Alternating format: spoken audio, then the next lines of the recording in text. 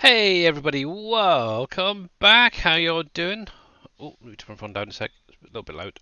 There we go, there we go, there we go. That's better. Right, so how you doing there, Mr. Grits fan, Kilroy, Madeira, Bodine, Mr. C65, and Green Thumb Farmer. Welcome in, and obviously anybody else who is out there lurking away. Hopefully you all had a great last couple of days. Let me get that up and running. So today I'm kind of going to be going back to the beginning, I suppose is the best way to put it. How you doing there, all peace? So what I've literally done this afternoon is downloaded the entire mod pack again. So to let everyone know, there is 130 mods in the mod pack. So if you're downloading and you don't have that many, you may want to use the mod folder switcher and just download the full pack correctly. Now, obviously, when you load up your game, I am going to start up a new one just for today. And obviously, I'm literally going to be going back to the very, very beginning to kind of maybe show what you could do with some of the bits and pieces along the way just to get yourself started, and obviously, hopefully, get into doing the productions and showing all that off. So, first thing is, obviously, one thing you are going to need is the Platinum DLC. Now, if you're not sure it's working correctly, best thing to do is come over to the map selections and try and load up the Silver Run Forest map. That is the map that comes basically with the Platinum DLC. So if that loads up fine, you'll be fine. The only other thing you will need is the production revamp mod. So if I go through and find a map, I think I'll just go with the box standard one. Now obviously there is multiple different starts on here. Whichever one you want to choose is entirely up to you. Obviously I've done this one on my normal save game, so I'm going to carry on with that. So obviously click continue. Obviously as you can see, there is all of the mods that come in the mod pack itself. Obviously I've got all the DLCs active as well, and obviously there's the Platinum expansion right there, which is needed. Now, obviously, there is something else that, like I mentioned, we do need to have. There's the production revamp mod. Obviously, you'll get this popping up saying, okay, you haven't got it installed, get it. All you literally have to do is click on the yes button, and that will take you straight to the mod hub and automatically download it. And there it is, straight away, done and dusted. Now, a couple of other things I would like to mention is, obviously, depending on what scripts there are out there, some can mess up the game a little bit, so be careful on what you download. And obviously it's great to see that you're doing well there, Oppies, and obviously everybody else. Now one thing I would recommend and highly recommend adding is the better contracts mod. I forgot what it was called there for a second. So if you come into the in-game mod hub, do a search for better contracts, I believe it's called, and that'll bring it straight up. I would definitely highly recommend adding this in as well. So I'm just going to install that quickly. Obviously, you can also add in your auto drive, your cosplay later on if you want to, and any additional mods. It is literally up to you, but this is just going to be kept basic. One other thing I will add in, just in case I need it. I can't spell today. Oh no, it's not. I knew it was going to be wrong. Let's do this. Just put easy. That's what I want right there. Just in case. So we'll go back. We'll go back. And back once more. Up to careers. We'll come back into that same slot. We'll choose that first one. And obviously everything should now be selected. Obviously you've got your revamp there. You have your Platinum DLC and everything else in the mod pack, plus those two that I've just added. Then all you do is click start and then let it load up. So yeah, while that's loading up, hopefully you guys have all had a great last couple of days. Also, if you do have any questions throughout the stream today, please ask them, and obviously I'll try and answer them as usual.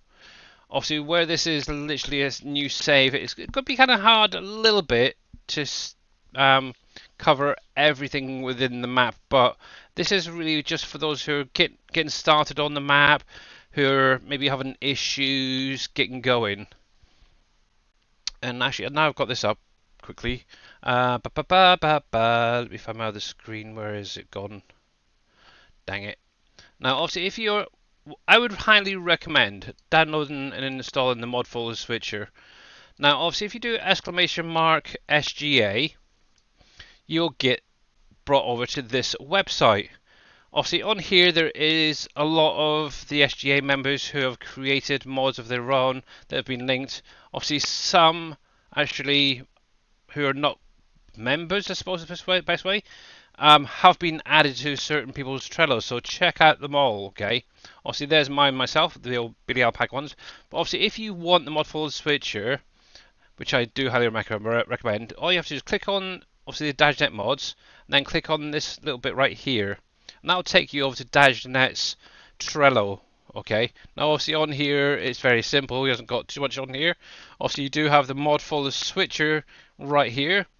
Obviously you can download it right there, just click on that, download it as normal, then install the same way as previously mentioned. Obviously if anyone is wondering how to do that, obviously I did do a video previously on how to do that, so make sure to go over to my YouTube channel, check that out.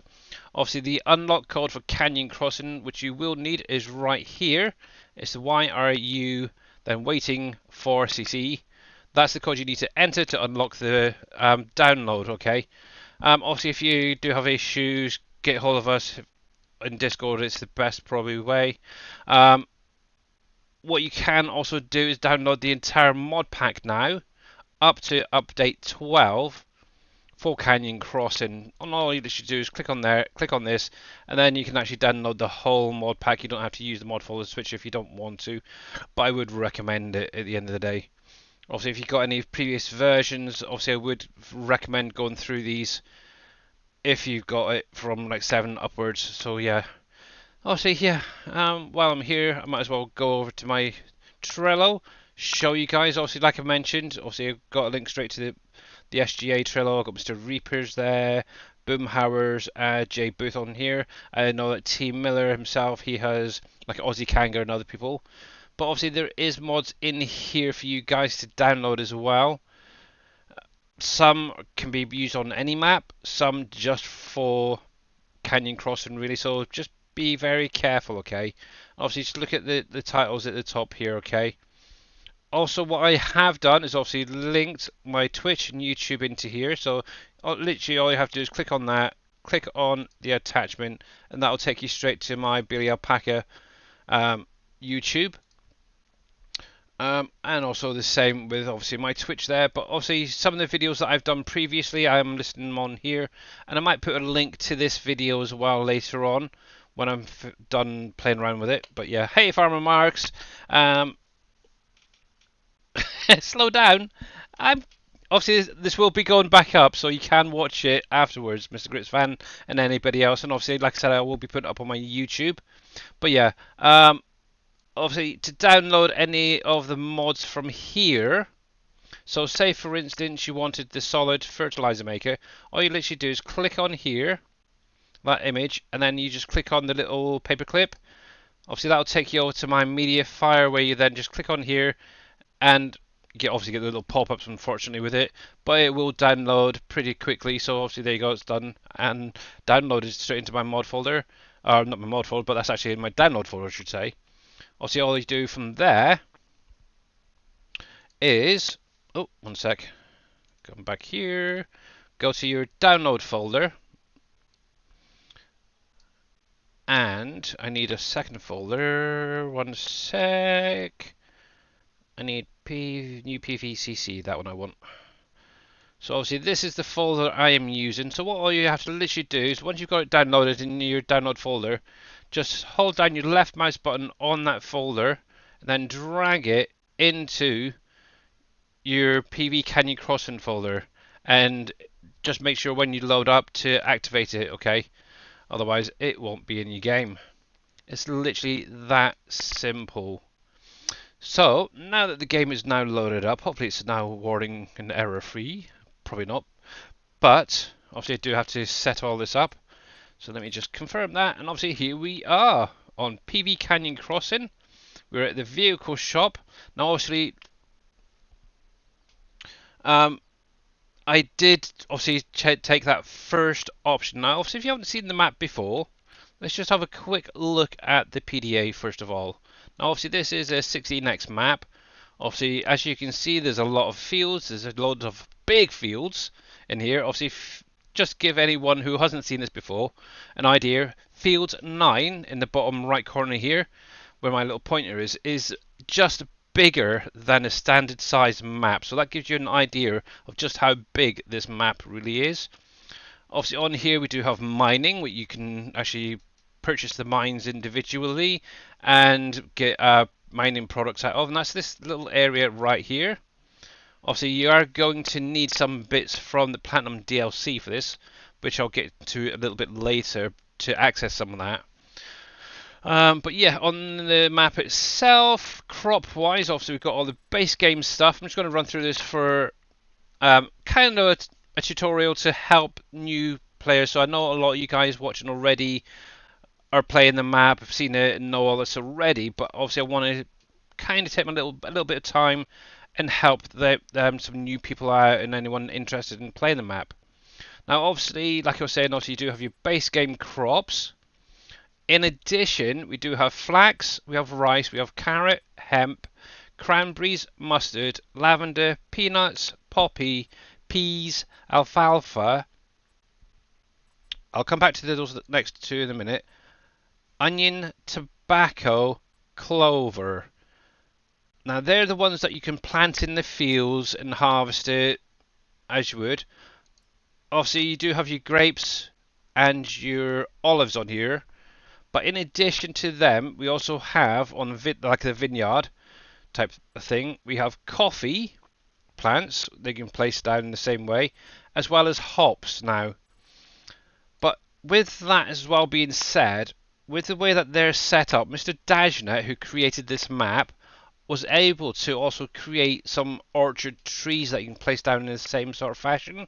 And obviously this is what these are right here. So we're going to have maple trees, apple trees, cherry, pear, orange, plum, apricot, peach, banana, coconut, coca, and pecan trees. All of them can be placed down in an orchard and then harvested with specific equipment. Okay, but we'll get around to that maybe at another time. So, but yeah, it is definitely a nice map. There is 4 main production areas set up.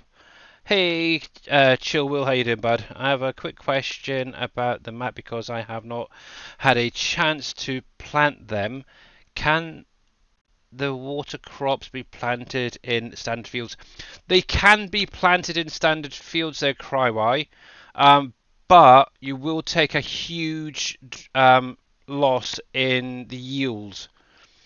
Obviously, rice and cranberry on this can go into bogs, and they're actually designed to go into these 4 plots right here. However, you can obviously, if you've got a pond, take a plough to that area and just see what might be there. You should be able to plough and actually plant around those ponds as well. So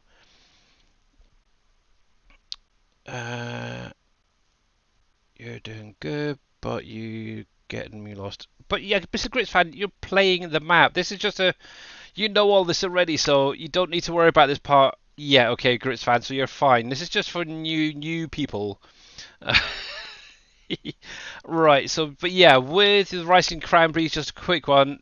Obviously the map was designed to have them planted in the specific areas, obviously the bogs.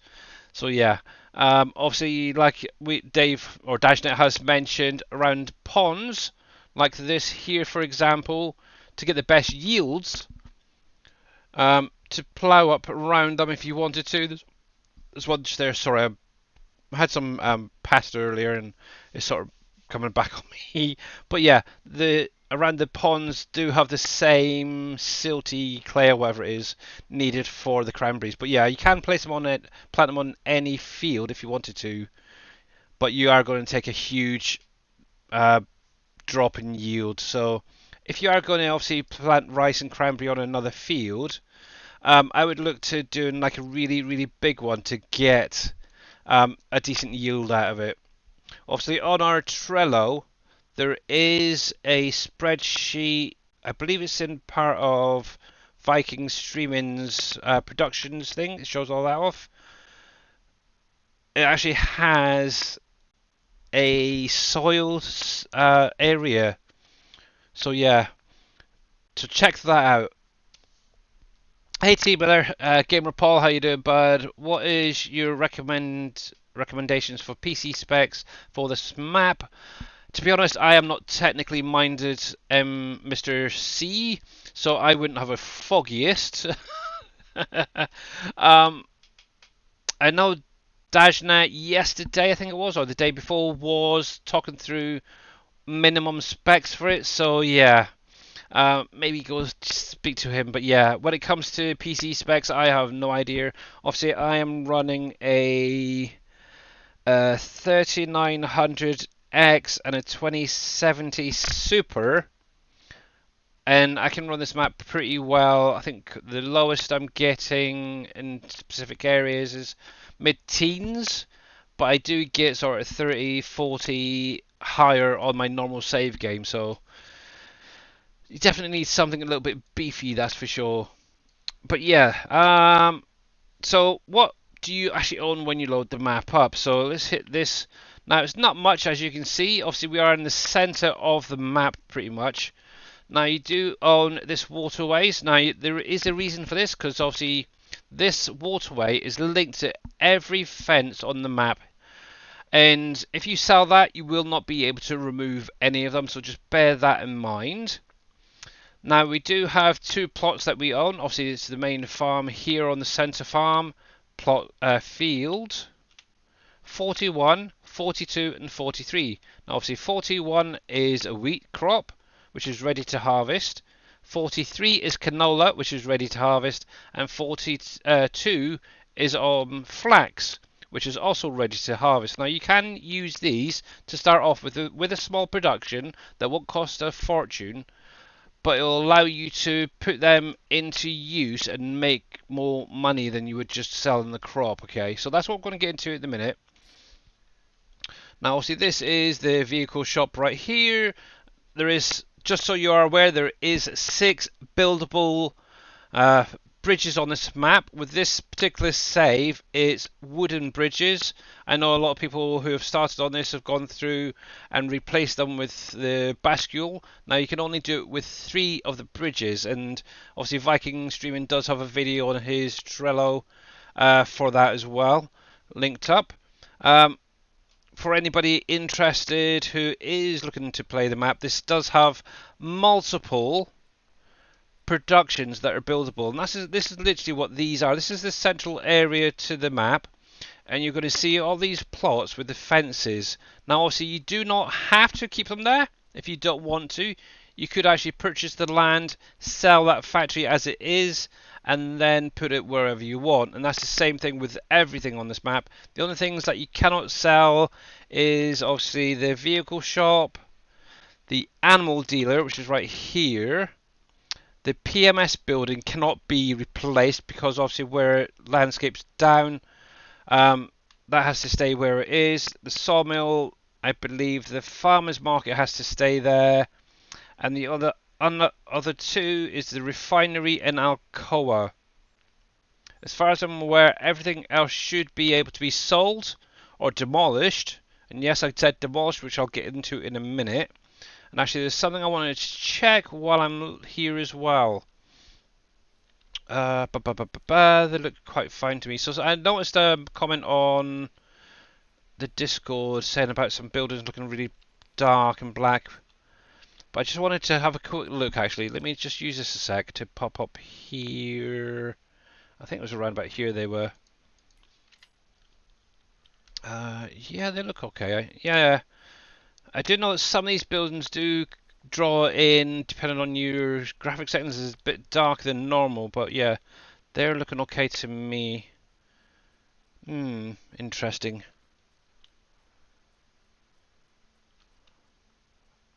Yeah, it could be just a graphic thing. So yeah, I am. Let's see, 32, 1080. Yeah, obviously, yeah. Like I said, I'm not big on it, but I think a 1080 is probably going to be very, very bottom of the specs to run. So yeah, especially if you're streaming as well. But to be honest, with Madeire's streams, it's not too bad at the minute. I think she's going to struggle a little bit later on. But while I think about it, I should be on this screen. I just realised I was on the wrong screen there a sec. I'm still on the desktop. There we go. Cool. So yeah. So yeah, with these buildings, they can be demolished as well as there's rocks, but we'll get around to that later. Now, let's tab through and we'll show you the vehicle. So obviously you do start off with the Lizard Pickup 2017. You've got a Dutsfar Topliner 4090. And obviously header trailer there. Actually, I'm going to get that going just to make a little bit of wheat. And I'll show you guys what you can do when you're just starting out. I'm terrible at driving. Let's try that there. And we'll get this guy going. I'm going to go into a little bit on each field and I'll show you what you can do with each of the 3 crops that you start off with. Now I am going to do straw drop, and let me just double check that should be on. Yes, it is. Good. We'll unfold that. We'll get rid of you, and we'll put you on hired helper just to get some straw and wheat. Now, obviously, with the wheat, you can use. Hey, Vortex, by the way. Yeah, so I streamed this map for over a year on a 1050 Ti. FPS was a little low but manageable. Yeah. But yeah, all those numbers mean absolutely nothing to me, to be honest. I really have no clue. I think as long as you're running with over, I think it was 6 gigs or 6 cores RAM. I think Dave said. Yeah, you should be fine. Excuse me. Right, so obviously we're going to be harvesting some wheat. As you can see, I'm going to take it down and back up with the Howard Herper. Now, one thing you can do is place down some small productions to get going, to make some money. Now on this map there is a heck of a lot of productions, so what we've basically done is broken them down into different tiers. Now you'll be able to find them in the shop, so if we hit the old P key, we'll come down to others and constructions. Now as you can see, you do have your normal tabs as normal, as well as one additional, the PV mods tabs, and this is where you're going to find 99% of the productions needed for this map, or anything needed for this map. So if somebody says, oh, you need a generator, it'll be in the PV mods tab, so do not go into the productions over here, do not go anywhere near this and go into there. Let me just double check. Yeah, there's nothing in here. The only thing you may need is some of the Platinum DLC stuff there, expansion stuff. To start off with, it's literally up to use, but yeah, everything should be in here. Now obviously, as you can see, there's a whole variety of different things separated here. We have houses. The houses are going to be for allowing you to produce labour for the most part, but it's also now going to put out additional support and morale when you get into doing cats and dogs later on. Obviously, I wouldn't even worry about that. One thing to bear in mind with these houses and the apartments in here, they obviously put out trash as well. One thing you will need is a generator to power them, but you will also need a landfill or the PMS recycling building placed on the map, because obviously it does output trash, and until you get into PMS, you can't really do much. But carrying on, so obviously power wise, you've got a whole variety right here. The landfill is right here. You just place that down and you can actually distribute your trash straight to that and make some money. Obviously, if you got any straw, obviously what you could do is pick it up, put it into the biomass heating, and obviously that will convert to electricity as well. And then you've got solar panels, wind turbines. Each of these makes a different amount of electricity. So you may need 3, 4, 5, 6 of these initially to get going. Obviously, diesel as well. Once you get into making diesel, obviously that's another thing. There's no diesel on this map. Obviously, one thing you can do is come into buildings, containers, and place down like something like one of these guys. Buy the fuel at the tank itself, and then do it that way. So just bear that in mind. So coming back here, so obviously we're coming into the tier productions. Obviously you can see there's tier 1, tier 2, tier 3, tier 4. Each tier is a bigger production. So where is the museum? It's right next to the vehicle shop there, TQ. Literally right next to the vehicle shop. And how you doing, buddy? And hopefully you guys are getting sorted out with the graphics cards and stuff. But yeah, like I mentioned, obviously you've got some wheat. What can you do with wheat? You can make it into flour. And obviously we have a tier 1 flour production right here. So what I'm going to do is place that down. Also, what you can do is place down a oven. And obviously the oven is actually going to make bread. So you got flour being made. You got bread being made now. So what you can do is unload into this with your grains and then make bread and sell it, make some money. We'll come back to some of these in a minute. And I think that should be enough for now. And we'll get this onto the canola field next. Now obviously what you could do is take a huge loan out, buy some bigger equipment if you wanted to. That's kind of like what I did actually. I sold everything and yeah, replaced the whole friggin' lot. How you doing there, Mr. Viking? And you're very welcome, TQC. And there is a shout out for myself. Thank you very, very much. And yeah, I am being really lacking today. If you wouldn't mind, Mr. Viking, a shout out for maybe Madeira, Grits Fan, and Mr. T Miller, if you wouldn't mind. Oh, and Utterly Epic as well. But yeah, how you doing, Utterly, by the way? He's another great streamer. He's been streaming this map, actually. Doing pretty well. And obviously, yeah, there you go. Thank you, T Miller, for Mr. Viking streaming. I'm kind of sort of focused at the minute. Just sort of, yes, go for it. And obviously, if you want to do one for Mr. Dashnet, you're more than welcome to. Obviously, he is the map creator, so might as well. So there we go. So we'll get that unloading into there. Obviously, come over to the little SGA logo, hit the old R key, and you can go straight into the menu for that. And obviously we want to activate the wheat line. So we're just going to activate that, and we're actually going to set this to spawn. So as soon as this creates a pallet, it's going to spawn out just in this little area right here. And then what you can then do is take it from there, put it into there, make bread, and we'll get to that in a minute. Right, so now that that's done, we'll get this onto the next field, and I'll show you what you can do with the canola. There we go. Ba-ba-da-ba-da. So yeah, this is kind of like how I actually set mine up initially. So if you actually go back to like the early days of my Canyon Crossing save that I'm currently running, I actually had this whole area, or most of this area, covered with productions.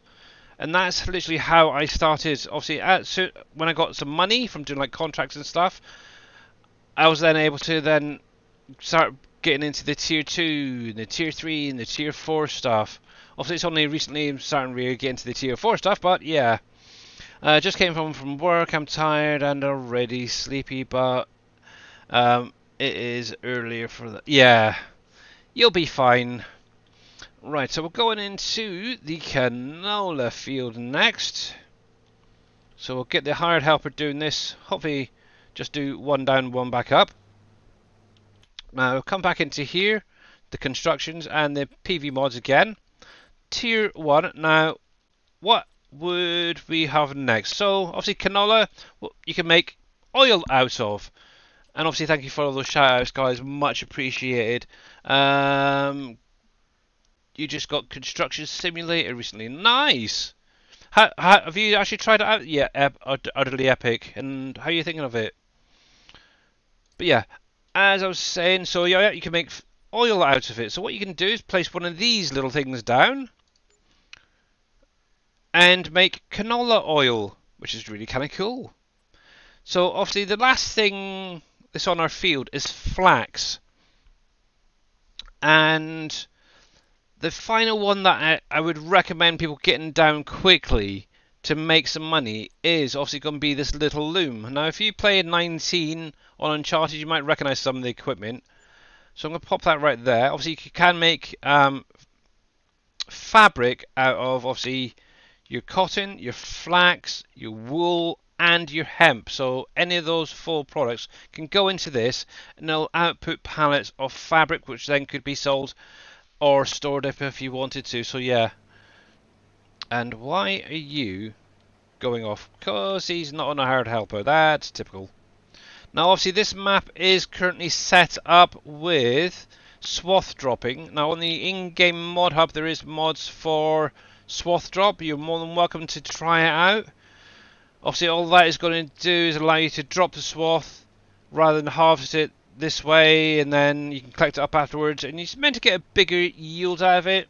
Obviously I tried it, it just seems like an extra stage to do. It's kind of boring. So yeah, personally I'd rather just shove a combine on there, get it done and out of the way. Obviously there is a mod on the in-game mod hub, thinking about it, that does allow you to get swath from it anyway, so with a harvester, so hey Mr. Viking, how you doing? And I'm not really ignoring, I am reading chat, and yeah, most of it was sort of between you lot. You don't have one combine to Vig. What? Combine's too big. Oh, too big. Yeah. Oh, see, this is the starter combine with the farm. So yeah, it's only going to be small. But like I said, you can, if you wanted to, take a loan out, sell it, buy bigger stuff, and go from there. So yeah, combine's too big. Or just But plain yeah. and simply hit F12 and spawn into money. Oh, It's don't easy. say that, Jesus. I'm trying to keep it realistic to start off with, because believe it or not, people out there are playing realistic, which is what I like to see actually. But the Really, thing is, a don't lot of people are struggling to use start off with, which is why I'm doing all this these stream. expensive words. It's saving time here in Denmark. I don't know. But yeah, obviously you guys can play the map however you want to. Obviously I'm just going to do a little walkthrough to at least help people out get started on here. Obviously once I've got this unloaded, obviously I'll boot up the old oil production, and obviously that's going to then produce canola oil. And this has to go into the back. Then finally I can then get in and do some flax. But yeah. How's your week been so far? Family. They're doing Oh, okay. yeah. They're doing okay. All right. Yeah. Yeah. Crazy Good. busy at work, and my son was on Hey, Rusty Nails. a Sorry. trip with his classmates yesterday in school, and Nice. unfortunately got something in his finger that apparently hurts. Ow. So Okay. I kind of, a little splint or something. Mm. And I can't for the life of it get it out again, so I can't see it.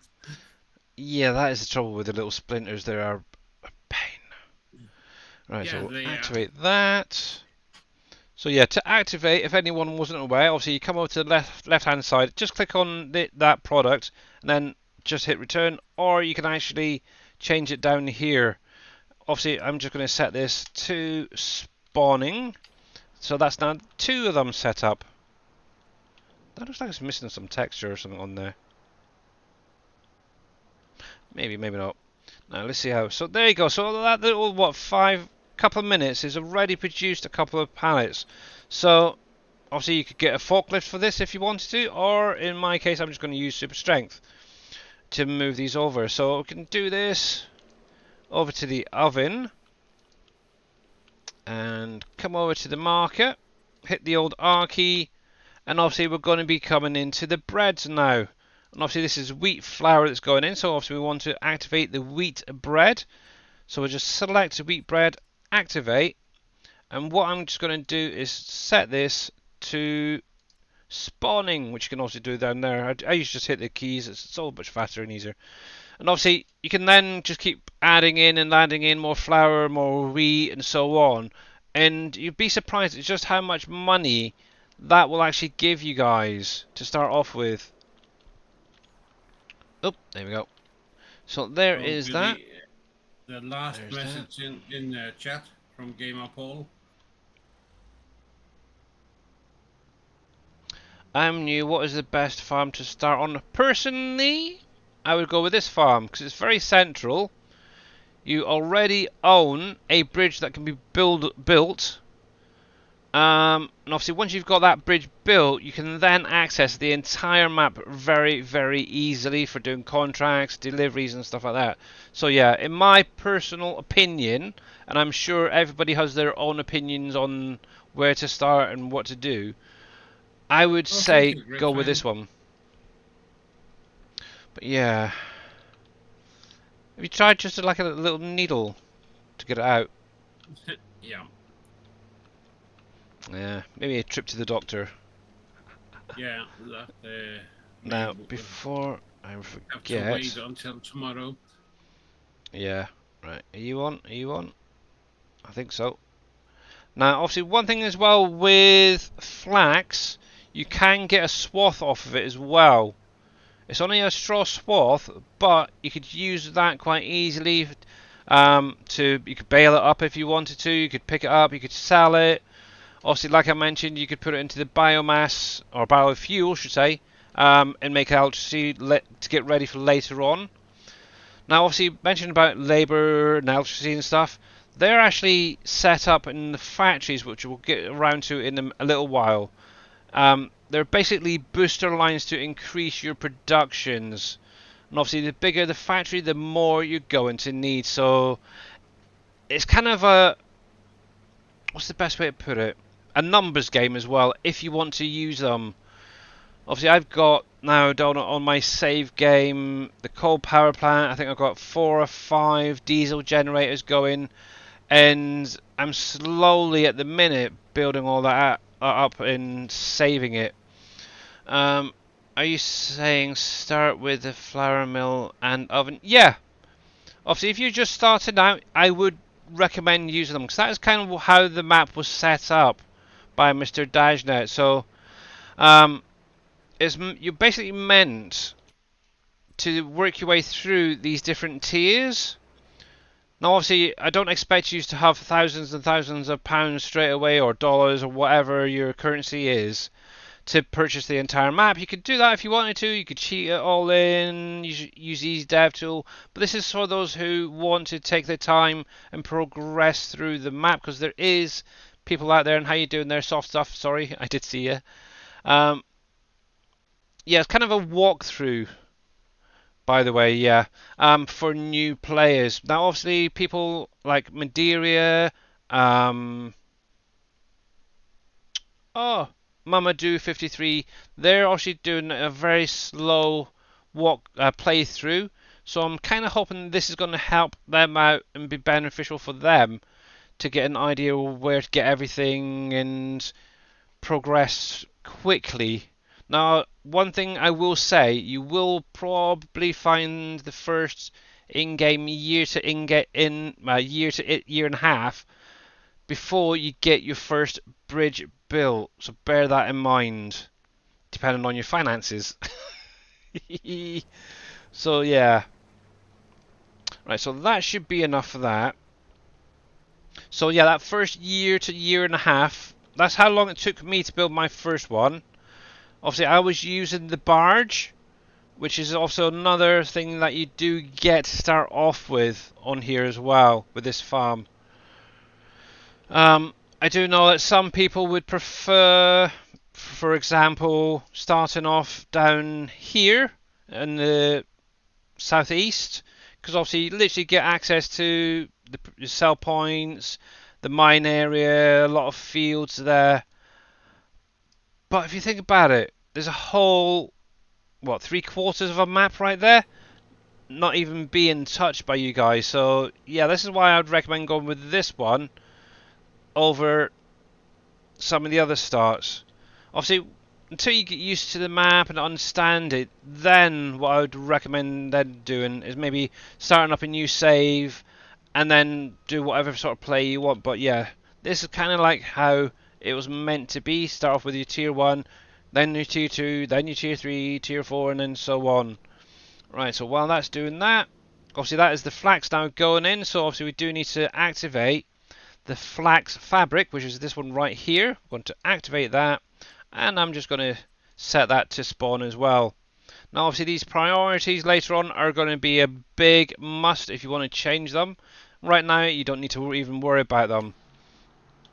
And as you can see, just by doing that 2 little row there, I've already started producing some canola oil.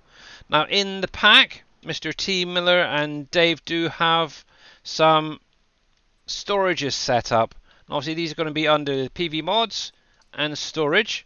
Obviously right here is obviously the one by Mr. T. Miller, the legend himself, which is a great little placeable to start off with. Obviously one thing I would recommend when you do get into your tier 2, tier 3 productions and so on, is to look at trying to get the big Bauer logistics storage. There is something else I'm working on at the minute which is going to make your final products easier to transport than using trailers. Let's just say that. Silage is really good money maker. Yeah, exactly. So obviously you got lots of grass here, so you cut that as well and bale it up, sell it for silage. But yeah, there's a whole variety of things that you could do to make some money just from the start go. Obviously, like I said, those straw swaths there, you could pick that up, sell it at the animal dealer if you wanted to. Same with the flax, you make obviously your windrow. All these trees, what you could do is go through and chop them all down and make them into wood chips. Sell that if you wanted to. Now I'm just going to place this down here because this is a nice little placeable. And all you have to do is every now and again just take these over and put them into storage. And just build them up, build them up, build them up. And this is literally what I did. I actually had a storage. I took 2 or 3 of these trees away and added the storage in here myself. And you can actually go back in my streams and actually see that. I ended up removing it afterwards, but there you go. We've got the 2 wheat breads now being produced there, and more will keep coming out. The more flour you have, the more bread you can make. And obviously the more bread oil and stuff you can make, the more money you can make. So yeah, bear that in mind. Obviously it's not going to be a lot, but it's going to be something, that's for sure. So yeah, that is literally what I would recommend. Just get going on the map. So basically you got your 3 fields. You can make flour, you can make bread, you can make canola oil, or oil I should say. You can make fabric, store that up, sell it off, get the fields rotated, get more products in there, and just go and enjoy it as well. Make silage, make Yep. wood chips. Silage, you got your wood chips there. Yeah. So, and obviously you got your straw. A lot of these crops, like your grains, will give you straw.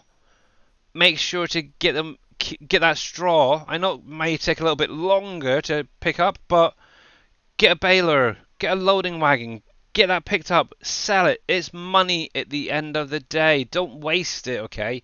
Even if you've got a contract on the in-game mod hub, there is a contract mod that allows you to pick up this straw. Get it in there. Make some extra money off of that contract. So there is things to do and ways of making money. Now obviously if you've got your stones enabled on the fields, do you think I should start from... It's literally up to you. What I would probably do is carry on maybe for the minute, Madeira, and just look into some of these small productions and maybe get them up and running. And once you do feel a little bit more confident on the map, then maybe do a restart. It's literally up to you at the end of the day. Obviously, I've got what, over 600 hours on my save game, and I have no plans at all of restarting. And who knows, I might get a chance to pop over and show you a little bit later what I've been working on. I think it's kind of cool, actually. How you doing there, guy? So yeah, and don't forget the tier 1 factories cut off. Yeah, obviously if you run through the night sleeping, those productions, because they've got such a small capacity, will shut off until you get back into there and clear them out. So my recommendation, and this is actually what I did, is actually just up the speed throughout the night and keep an eye on these productions. Obviously, once they run out, they run out. So that then point, you could then maybe have a sleep through the night. So yeah, definitely recommend 1 day seasons to start off with. And I would recommend having seasons because it just makes life so much nicer on the map. But there we go. I'm still waiting on. So yeah, obviously that's now gone through all that little bit of wheat. There's a little bit left, but obviously what you can do is come back into here if you wanted to and spawn that final little pallet, and then put that in and make some more bread. How's that doing? See, that's almost got a full pallet there, so I'll get there in a minute. And obviously, one other thing as well. Obviously, where you're hiring, if you're hiring workers, remember to take into effect you're going to have to pay them as well. So maybe look into doing some of the work yourself. So yeah, where do you sell it? Now, obviously, a lot of the products right now can be sold at the farmers market, which is right here on the map. But obviously, if you come into the menu, which is this one right here, and click on the product. So what was that? Wheat bread to start off with. So if we scroll through, look for wheat bread, which should be down here. Obviously, another thing as well, on the in-game mod hub, there is the stock check mod. Definitely recommend that. It makes life so much simpler. I've probably gone through past the bread stuff. I can't remember. There's the oil. That's the exotic oils. That's your flours. Bread. There we go. So wheat bread right there. Click on that, and this will show you all of the different places that you can take those products to. So, so currently Aldi is the best place to take it right now. And here's You the got. link for the time-saving stock check. Oh, cool. Thank you very much. So there's that. Canola oil was the other thing. Let's see, where is canola oil? Nope, I think that's up near the top because I think that's a base game product in it, so should be up the top here. So canola oil right there, and obviously I believe this is actually per pallet. So for 1,000 liters, this is all set up to. So the best place would be the fast food restaurant. So obviously you'd need to find it on the map. Obviously what you can do is tag it at the bottom, and you see that little green beacon right there. That is where you need to head to. And obviously to get over there, you will need to use the barge, which is a little bit of a pain, but it is so much fun. And that is the barge right there.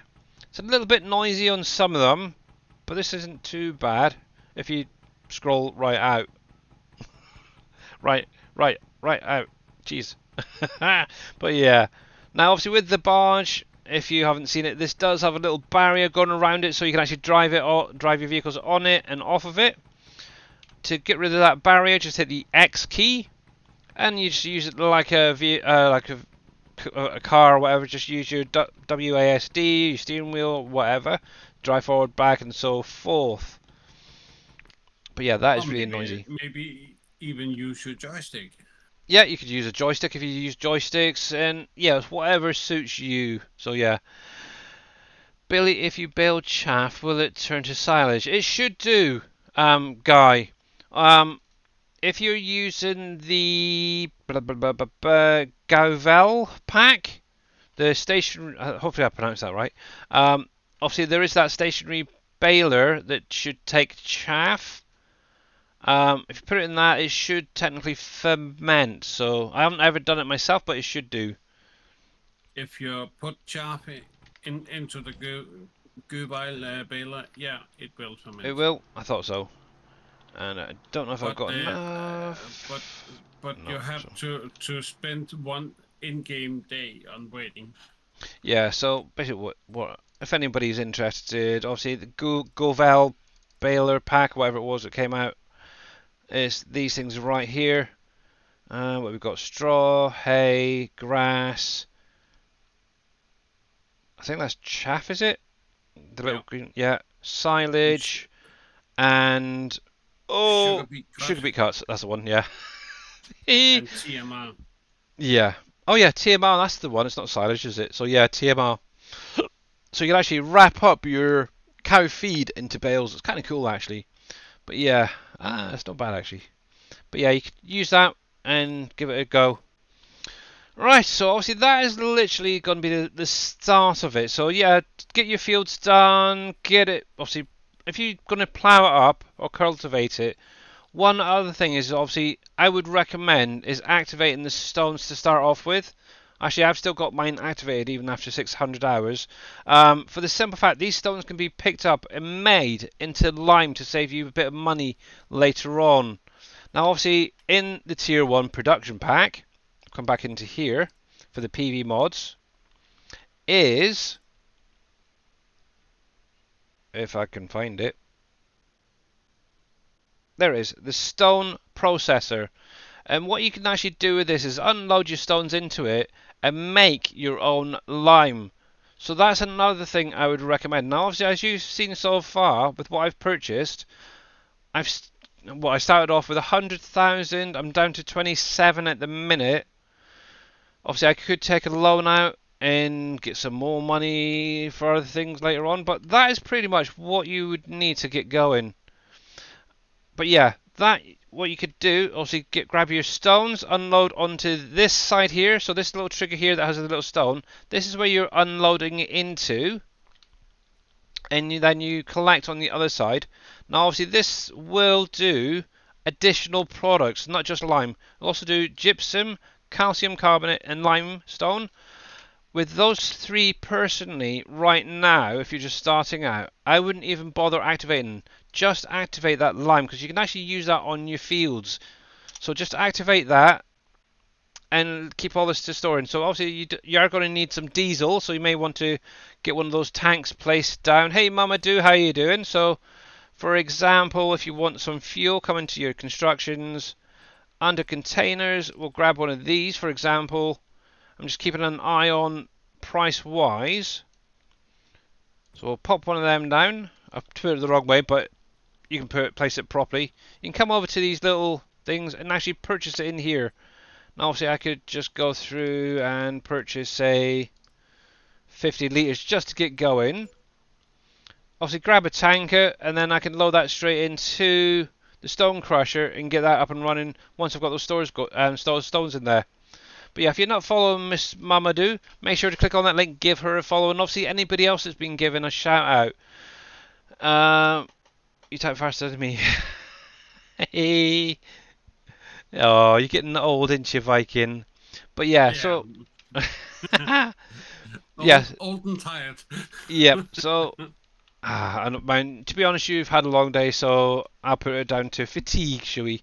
So that is pretty much what you're going to need to start Oh, off thank with. you, Billy. I know. I can be kind. One other thing is, yeah, so that's what you basically need to get up and running. Now, obviously, I do still have just on 11,500 left from that 100,000 that I started off with. Now, obviously, if I needed a baler or something like that, I could technically go into the shop and lease some bits. What you could also do is come into your finances and take out a loan if you wanted to. Now, I have no quarrels taking out a big loan. At the minute, I've actually got about 20 million on mine that I'm paying off. But there is a mod for that as well that allows you to pay it off a little bit each month rather than every day. It is really good. So let's take that up to 300, for example. So there you go. You got some money. You could go over to the vehicle shop, buy a baler. So let's grab a baler. See how much a cheap one would be to start off with. Actually, this is actually what I started off with, is one of these. So I'm going to purchase one of them. It's only 22,000. Obviously, with that, actually, click on combine. You're going to need one of these guys if you wanted to, or you could just load those little one bales in onto a trailer as normal to save yourself a bit of money. But yeah, there you go. There's something else. You need a flatbed to move around, stuff around. So let's come into here. And what I would recommend is going into your loaders and maybe, yeah, probably purchase one of these.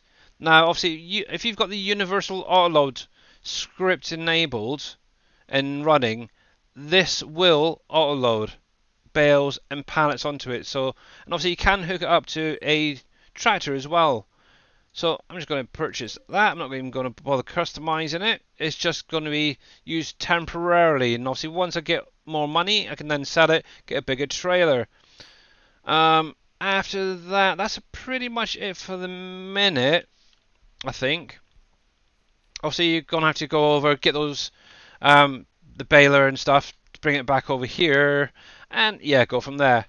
So that's pretty much it. So just a quick run through. So you got 3 fields. You got wheat, your canola, your flax. With that, obviously, do drop your swath with 2 of them.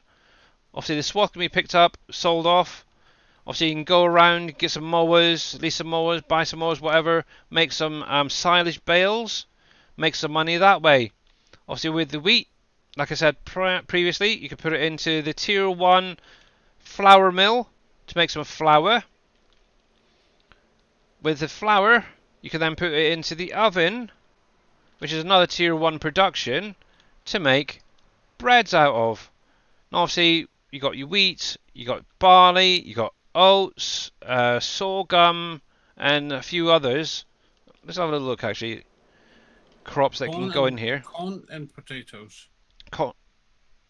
Yeah, corn and potatoes, and rice actually, but rice is way away. But yeah, any of these crops can be put into here to make flour, which can then go into the bakery, the oven, should say, and make breads out of them. And it's literally just those flours. So you could technically have a couple of these running side by side, and yeah, you could make quite a nice little lucrative business to start off with. Obviously, canola oil, you can make oil out of it. Sell that. The flax, you can make fabric with. So there is ways of making money, and obviously trees, chop them down into wood chips, and yeah, make some money that way. So that is pretty much the start. Obviously, get fields prepped, planted, and all that. So yeah, so that is pretty much the basics to start off with. And obviously, like I said, there is obviously the stone processor. So if you're ploughing, pick up those stones, get it in there, make your own lime. You got storage there. You got, yeah, pretty much a good start right there. Now how are we doing? Cool. So that's nearly an hour covering the basis of it. And how you doing there, surfing? I'm doing pretty good. Just doing a little bit of a run through for some new people and trying that. The flatbed and pup trailer with the TLX Phoenix is only 10,000. Really? Okay. So yeah, obviously look into mods like Mr. T Miller says. Maybe grab the TLX Phoenix. Obviously, one thing to bear in mind, it will be needing an edit. Obviously, I've done a video on that, but I also have on my Google Drive a version ready to go and set up for this map if anybody did want that. I think T Miller's got one as well, to be honest. And yeah, so it's all good. What are the first mods you'd put down in front of the flour mill? So yeah, so just a quick run through. So you got your flour mill, you have the oven. These are all tier 1 productions, and this is kind of like how the map was set up to go from like tier 1 to your tier 2 to your tier 3 to your tier 4s basically. So the flour mill there is basically a small version of the one that's on the map, the extended version, which is tier 2. The oven is just a small version of the bakery, and obviously the bakery is then a smaller version of the Heartland bread. So you should be progressing up to basically Heartland bread for the oven. Obviously there is no bigger flour mill because obviously the grain mill extended does output quite a lot. Obviously the little oil production thing there. Obviously there is a tier 2 oil production, and then that's it for those oils. There is an exotic one, but that we won't even get into that today. So this is like the baby brother to the one that's in the map. And then obviously the loom is a smaller version of the spinnery. I forgot what it was called there for a sec. Which is also a smaller version of the textile factory. So yeah, the more you progress into the map, the bigger the factories get, which means more input, more outputs, and yeah, lots more boom boom at the end of the day. So there. So the loom, yes. I like that little loom. But yeah, I think for the first 100 hours on this map, on my actual save game, I was using this all of the time. I was getting grains into each of them and stuff, and producing and selling and that. So yeah, this is literally what I would recommend you getting down to start off with. But obviously you got your loans you could take out if you wanted to, and yeah. Now I just want to start playing. Yeah, yeah. But yeah, obviously one thing as well with the Better Contracts mod. Let me just scroll back through there. How do you put the pick when you shout? What? How do you put the pick when you shout? Shoot, shoot. I'm not quite getting what you mean there, Mr. Grids fan. Yeah. I struggle with you, dude. I really do. Actually, while I think about it, in addition to what's in here, And here's the link for the Better Contract mod. yeah, that is a good one, and I'll show that in just a sec as well. Up in this area, you do have some buildings and a silo as well. Obviously, if you wanted to store it up, you could do. You could actually sell them if you wanted to make some money. It's an option at the end of the day. Excuse me. And obviously, this whole area you actually own, as you can see right up around here. You could actually take all those trees out if you wanted to, make quite a bit of money. But yeah, that's that. I think that's most of it. So yeah, there's something to get on. Now, like I mentioned, and I'm actually going to destroy a field in a minute. And actually having that up is going to help a little bit. So, oh, should I do it here or over there? I think I'll do it by the mine. There was one other thing I wanted to mainly cover, and that's to do with the mining stuff. Now, obviously, as you get on, you are going to need to start building stuff. Now, at the bottom of the field here, let me put this on because it makes life a little bit easier. Now, like I said earlier, there's 6 buildable bridges on this map. You only need one to be able to access the whole map, and I would actually recommend this one here to get built. Now, as you can see, there's nothing there, so it's got to be buildable. Now, with this trigger box, you are going to need to start producing certain products. So you got concrete, you got wood beams, long planks, nails, and metal. So with that, you're going to need at least 3 additional productions placed down. Is Mr. Miller off? I have to take off. Got an appointment. Okay, catch you later, Mr. T. Miller. Thanks for popping in and thanks for your help, buddy.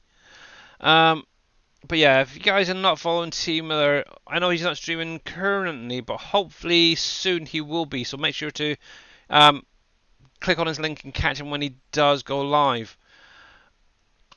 There it is. Thank you very much. So yeah, so for this we are going to need. You're welcome. First of all, I would go with the concrete factory, and that's going to give you obviously the concrete. The next 2 products are going to be coming out of a sawmill, and then the next 2 products are going to be coming out of a metalworks, I suppose is the best way, or steelworks. So let's come in here a sec. Now, one thing I would recommend is purchasing a plot of land on the central area. In my opinion, either of these 2 right here, when they stop saving, yeah, so if we come in here, so these right at the bottom of the mine, this is obviously the mine here. I would recommend purchasing either one of these 2 here. Now, if we're so it's going to be plots 221 or 220. Let's see what funds we got. So that's going to cost me 300. Okay, that's a little bit much. 309. So obviously you are going to need to take some money out. So let's maximize that because we are going to be needing it.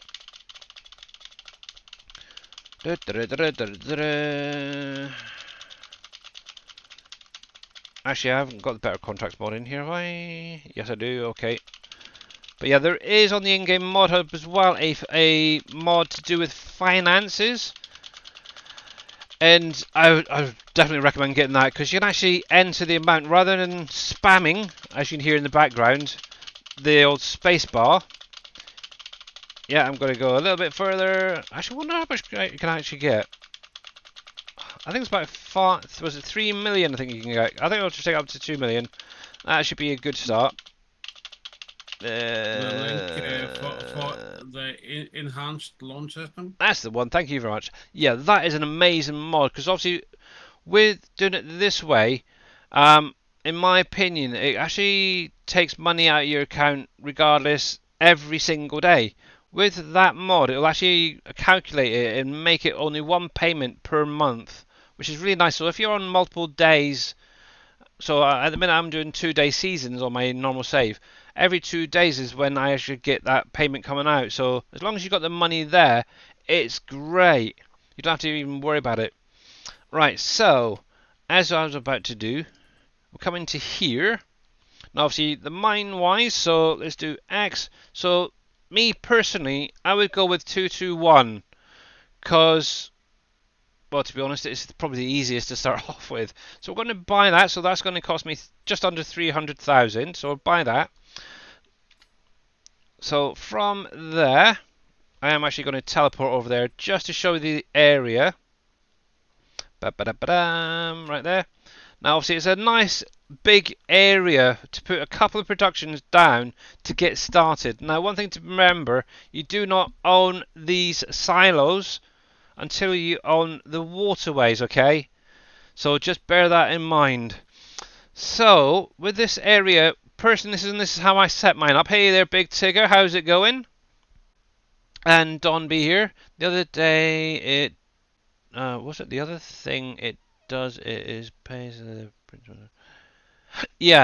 that's something as well. You can actually lower the amount it gets paid each month, so you can actually make a minimum payment, which is really kind of cool. Moki, how you doing? So we're going to be going mainly into the production side of things for getting things built on here. So if we come back into here under constructions, remember it's always going to be under the PV mods category tab. Hey Ghost DK, how's it going, bud? Now in here, under your tier 1 stuff, there is the smelter. Now, this is literally up to you. You could place that down. I'm actually going to put one down anyway, and I'll show that in a second. Actually, I'll do it now. So with this, you can actually put a couple of these down if you wanted to. Me personally, I would go with something a little bit bigger, which we'll get to in a minute. And obviously this is going to produce your steel products. So obviously on that bridge, it did say nails and metal. So what I would do is activate those two, have a look at what they need. So we do need to have iron ore to do the nails. And then for the metal, we're going to need iron ore and coal. So we're going to now need to own a iron and a coal mine. So if we come back onto the menu here, now obviously coal is going to be black and iron is going to be this sort of orangey colour, sandy orange colour. However, I know some people have gone in and purchased this straight away, and yeah, as you can see the price, you got what, just over 400,000 for that. You have over 600, so it's a million just for 2 plots. If you actually have a look around, oops, I didn't mean to do that. There we go. And I'm kind of wondering where the little tags are. One sec. I think I've got them turned off. Yeah, make sure all of this is turned on so you can see what is going on. That does help. That's why. Now, in the mine, each one is got different products into it.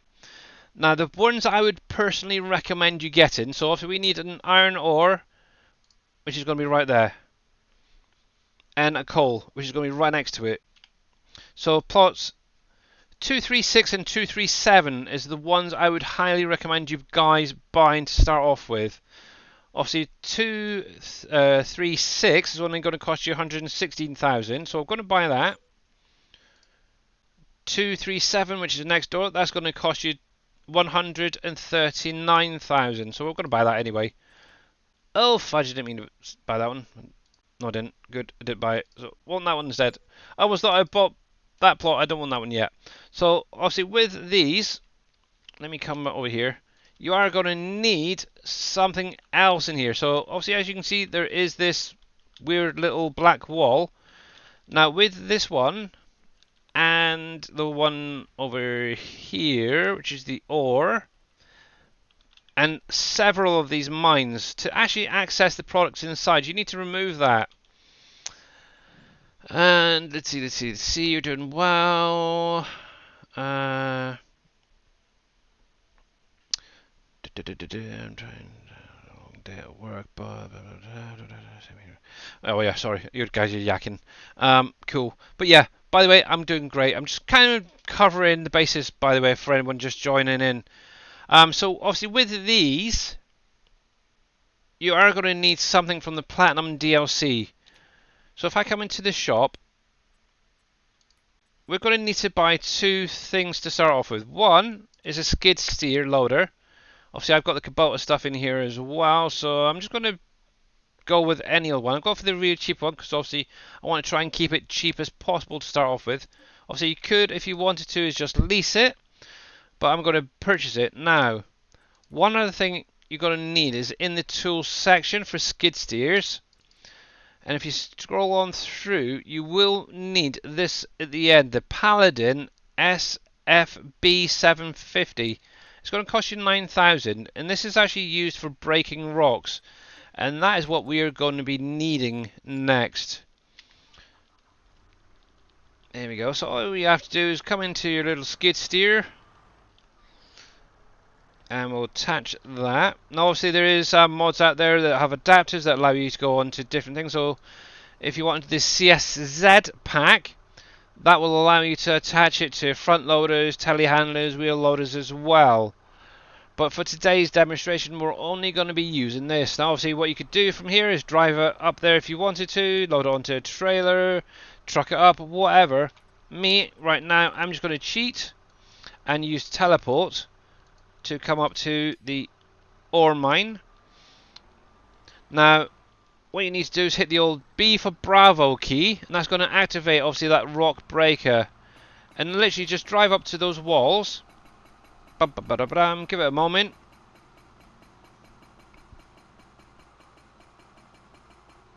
And they will demolish. And basically what each of these wall pieces is going to leave a little pile of what that mine product is. So in this case that's iron ore being dropped, which you can then come through with a wheel loader and then fill up. Oops, helps if I turn it on. Your bucket in obviously your small smelter and do it that way. Obviously same thing. Obviously I'm not going to do it all, but there's a few layers there to remove. You get the gist. So let me jump over to the coal mine and we'll just do that one quickly as well. And I've teleported straight into a rock. That was clever. Obviously be careful where you're teleporting to as well. Way to go, Billy. That was a good one, wasn't it? Yeah. So same thing again with this one. Obviously you do need to activate the rock breaker and then just drive up to that wall and start breaking it. Now one thing I did mention before is that there is some buildings on this map as well that you can break. There we go. Which we'll get to in just a second, as I've got this now as well. So same thing again. and Just some drive up to it rocks. and break it. Yep, and obviously you are going to get coal out of it as well. Now obviously each mine has a different product, so you got copper. Obviously if that's got the wall there, you're going to get copper products coming out in the wall. Now the sand, that is already opened up, so you don't really need the rock breaker for that. Multi-mine there, I'm not quite sure. I think it's ore that comes out of that one, if I remember rightly, because that's the first product there. The multi-mine has 5 different products. It costs a lot more than Oh, most of the rest, but you have your ore, your coal, um, copper, bauxite, and you have ore, galena, bauxite, galena. and coal. That's it.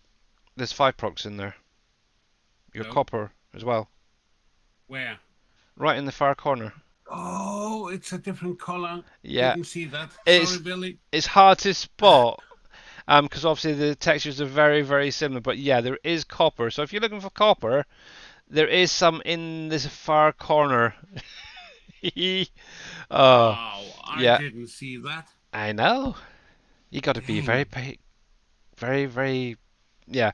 Um, but yeah. I'm getting my eyes checked tomorrow, I guess. Oh, that was something. I got my new glasses today.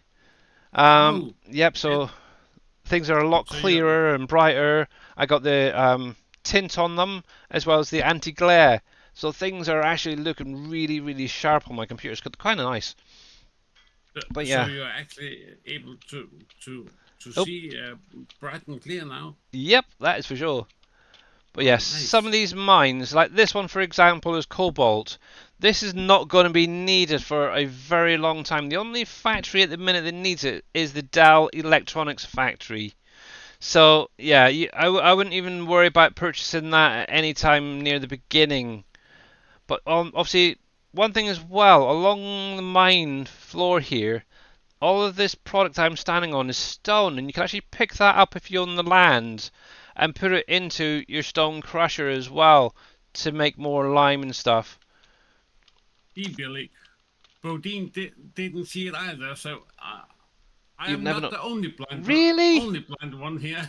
You are terrible. I wonder if I can teleport into there just to show you guys. I'm hoping so. Yep, so here we go. So the mine entrance is over here. Yeah, it is an ore one. I thought it was. So obviously you're going to have your iron ore, or just ore here. You got your coal. Coming over here, we have your bauxite. Here is your Galena. galena, yep. And then right next to that in this far corner, you can actually see the texture is a lot different now there. Yeah, Obviously yeah. you got your Now I copper see it. on the right there, so yeah. So if you ever try to find copper, come into the multi-mine in the far corner here. So obviously the door is right over there, and yeah, so And you can actually sell the roof of the mine. yeah, that's something I'm about to get to. So let me jump back here. So obviously you can start off with this first of all. Me personally, I only use the smelters to make gold. Obviously they've got gold masters you can place down and get gold. Get into that maybe another time, or just see one of the normal streams and it's easy to explain there. But personally for me, and this is actually what I did, I actually went into the tier 3 productions. It's going to cost you a little bit more, but it's only going to cost you 92,000, and you got the blacksmith, which is kind of the big brother to the smelter. And I would recommend going this because it won't shut down the same way that this will when you run through the night.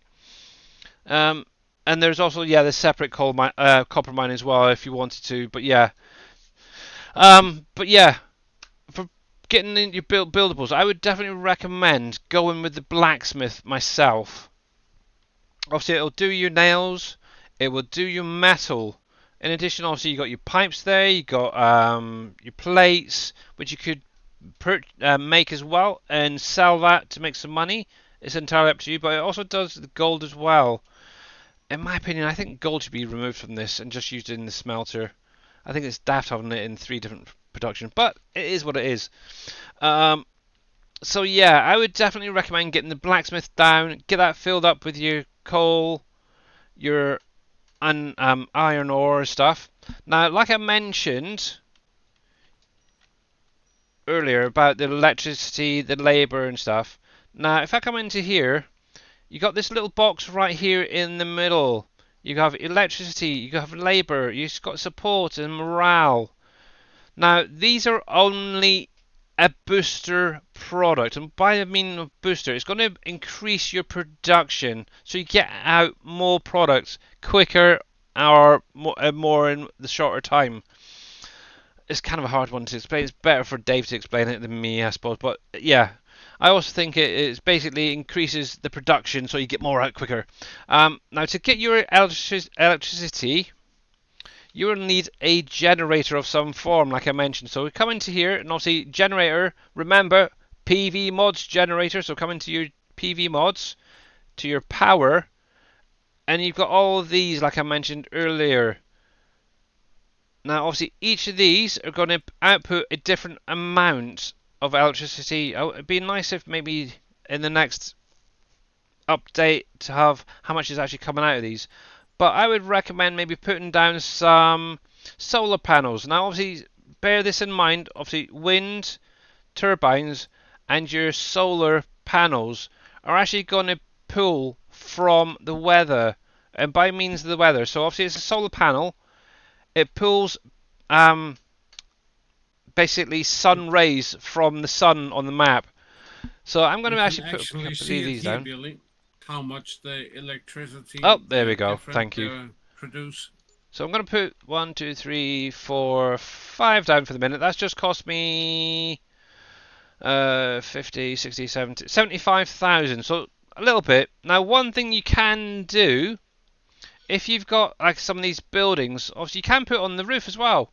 Now, all you have to do is go onto the roof with the thing, hit the V for victory key, and that's going to override that little issue that message, and you can actually place some down on top. So if you don't want them all scattered around on your properties, give that a try. So hit the old V for victory key, and you can put them on top of some of your buildings. So now what you could actually do is sell these if you wanted to. So 1, 2, 3. Now if I remember correctly, these output run about I think it's about 1 units of electricity per hour. And remember, the cycles are always done on the hour, so you will have to wait at least 2 to 3 in-game hours before you start seeing any of these products going into your productions. Okay? They only produce one electricity per hour, Yeah. The wind and turbines do so 2, if I remember right, and then obviously you get different it's sizes. different. It's different for the wind turbines. It depends Yeah. on wind speed and the size Mhm. of the windmill. So the small Yep. one produces 2 electricity, the medium 3, and the big one 6. Yep. And obviously, like Viking said, it is covered all in that document as well, so bear that in mind. But yeah, they are only boosters. Obviously, each booster will give you 25% extra boost on your normal. So at the minute, without that booster being added, I'm only going to get out, what, 2,000. Well, actually, that's going to be the maximum. So let me see. Let me see. I don't think. How much is that going to put out an hour? So is that 2,000 an hour? No, 2,000 in. Yeah, so it's going to be 1,000 and that. So it's going to be a pallet an hour, if that's right. 24, da, da, da. That is right. Something, yeah, something like that. So a pallet an hour. Obviously, adding each of these in. Well, obviously that electric is only going to add a quarter of a pallet. So for every 4 hours of with that electricity, I'll get an extra pallet out. So this is where it really gets a little bit complicated. I just tend to let it go for it. Now I am going to activate the nails. I'm going to activate that. Obviously, you go through, grab a wheel loader, get some product into here. I am going to just purchase a little bit just to get this going. So 1,000 there. Actually, I probably go with a little bit more. Yeah, we'll do the 10,000 on each there. Buy 10,000 there. So at least that will then kick in on both of them and we can see how that goes. Now, obviously, until that product electric comes through, that's just going to keep producing that 1,000 an hour. Now, with these generators, you do not need to do anything. You just place them down, and they will automatically activate and distribute to wherever they need to go. But also remember to keep an eye on these numbers. If you are wanting to really use them, you're going to need to calculate how much you're going to need to have coming into these. Now, obviously, each of these does have a capacity, so you could have what you could technically do is get it down straight away, activate one line, get some electricity generators producing, and just have it trickling into your productions to start off with. Question: would it be better to place the blacksmith and concrete factory and sawmill on the central farm until you get the bridge? It's literally up to you. Obviously, me, I would prefer, and this is just me, obviously you can play it however you want. This is just recommended. Obviously, what if you've got space on your main farm for 3 big productions, then yeah, go for it. But yeah, this is where I actually had mine initially. But yeah, obviously, that's going to be your nails and your metal up and running. So the next thing is obviously going to be your concrete. So we'll come back into your PV mods and tier 2. So the third product along is going to be your concrete factory. Now obviously you're going to need to turn that around because your inputs are at the front and on the side there. Now I do know that some people would probably put a couple of these down. It's an idea. Obviously it gets the products being produced faster. Now with this, because it's got such a small capacity and obviously the spawn areas are quite small, it will most likely shut down if you sleep through the night. Obviously the blacksmith, I believe, does carry on to a degree, but don't hold me to that. But yeah, if you've got a plot of land near your farm, so for example, where's the farm? So if we come into here, maybe plot 8, if you were to purchase that, you could set up a little production area there. Obviously that's only going to cost 480,000. So yeah, you have to think of the cost of the land. And KFC Boo Boo, thank you very much for that follow. And obviously if you've got any questions about the map or anything that I'm running through today, please ask. You're more than welcome to put it in chat, and yeah, we'll try and answer it. If you do that, you would have to transport the mining materials even further. Yeah. Yeah, because obviously if you're doing it from here, obviously you do need to get it over to here. I can see where Rusty Nails is coming from actually. Maybe purchase this, or even just purchase one of these forests and make a little corner out of it as a production. It's an idea you could try. Obviously, this is just how I would set it up, and this is only an idea to give you guys what to do to start off with. No, now obviously, now that we've got the blacksmith up and running, we are going to need to get the concrete up and running. So, what do we need? Now, I'm going to see if I can be cheeky. Can I get it down here? Because there we go. Thankfully, I can. Now, obviously, we are going to need solely concrete. So, that's the only line I'm going to be activating. Obviously, you could activate these other 3 and use them to sell off and make some money. It's up to you. Now, obviously, bear in mind that all the factories Billy are putting up right now have a shared throughput. So, yeah, the more production you activate in the same factory, the more time it will take to make each product. Yeah, exactly. So that is why I only. Yeah, that's why when I was doing this, I only activated the concrete to get that, because that's what I need for the building that bridge. Exactly. Obviously, what you could do is activate it and sort of get your electricity trickling in to start off with, so you get your products. Now, obviously, to get this up and running, we are going to need sand, we're going to need gravel and we're going to need water. Now, water is the easiest thing to get to start off with. Obviously, if we come into the PV mod stuff, if we come into the tools and PV extras, you've got this tanker right here. It's a $25,000 tanker. It holds 8,000 litres, and you could use that to transport your water. Now, obviously, places to get water is going to be a little bit tricky. However, at the vehicle shop here where everything spawns, you can actually just drive into the water right here, collect your water, and then take it to wherever it needs to. So it does make life a little bit easier. Now, if I tab back over here, and it's free, exactly, yeah. Unlike what I'm about to do. So you cheaty. it's just to get it up and running, but yeah, I would recommend you getting a tanker and doing it that way. I'm messing with you, Billy. Is that? Oh, that's fine. That water, is it going to allow me to buy it? Oh, that is cheeky. You cannot buy it. You have to transport it. Dang you. However, there is other ways around that. But yeah, we'll come back to that in just a sec. But obviously, we're going to need sand. We're going to need gravel.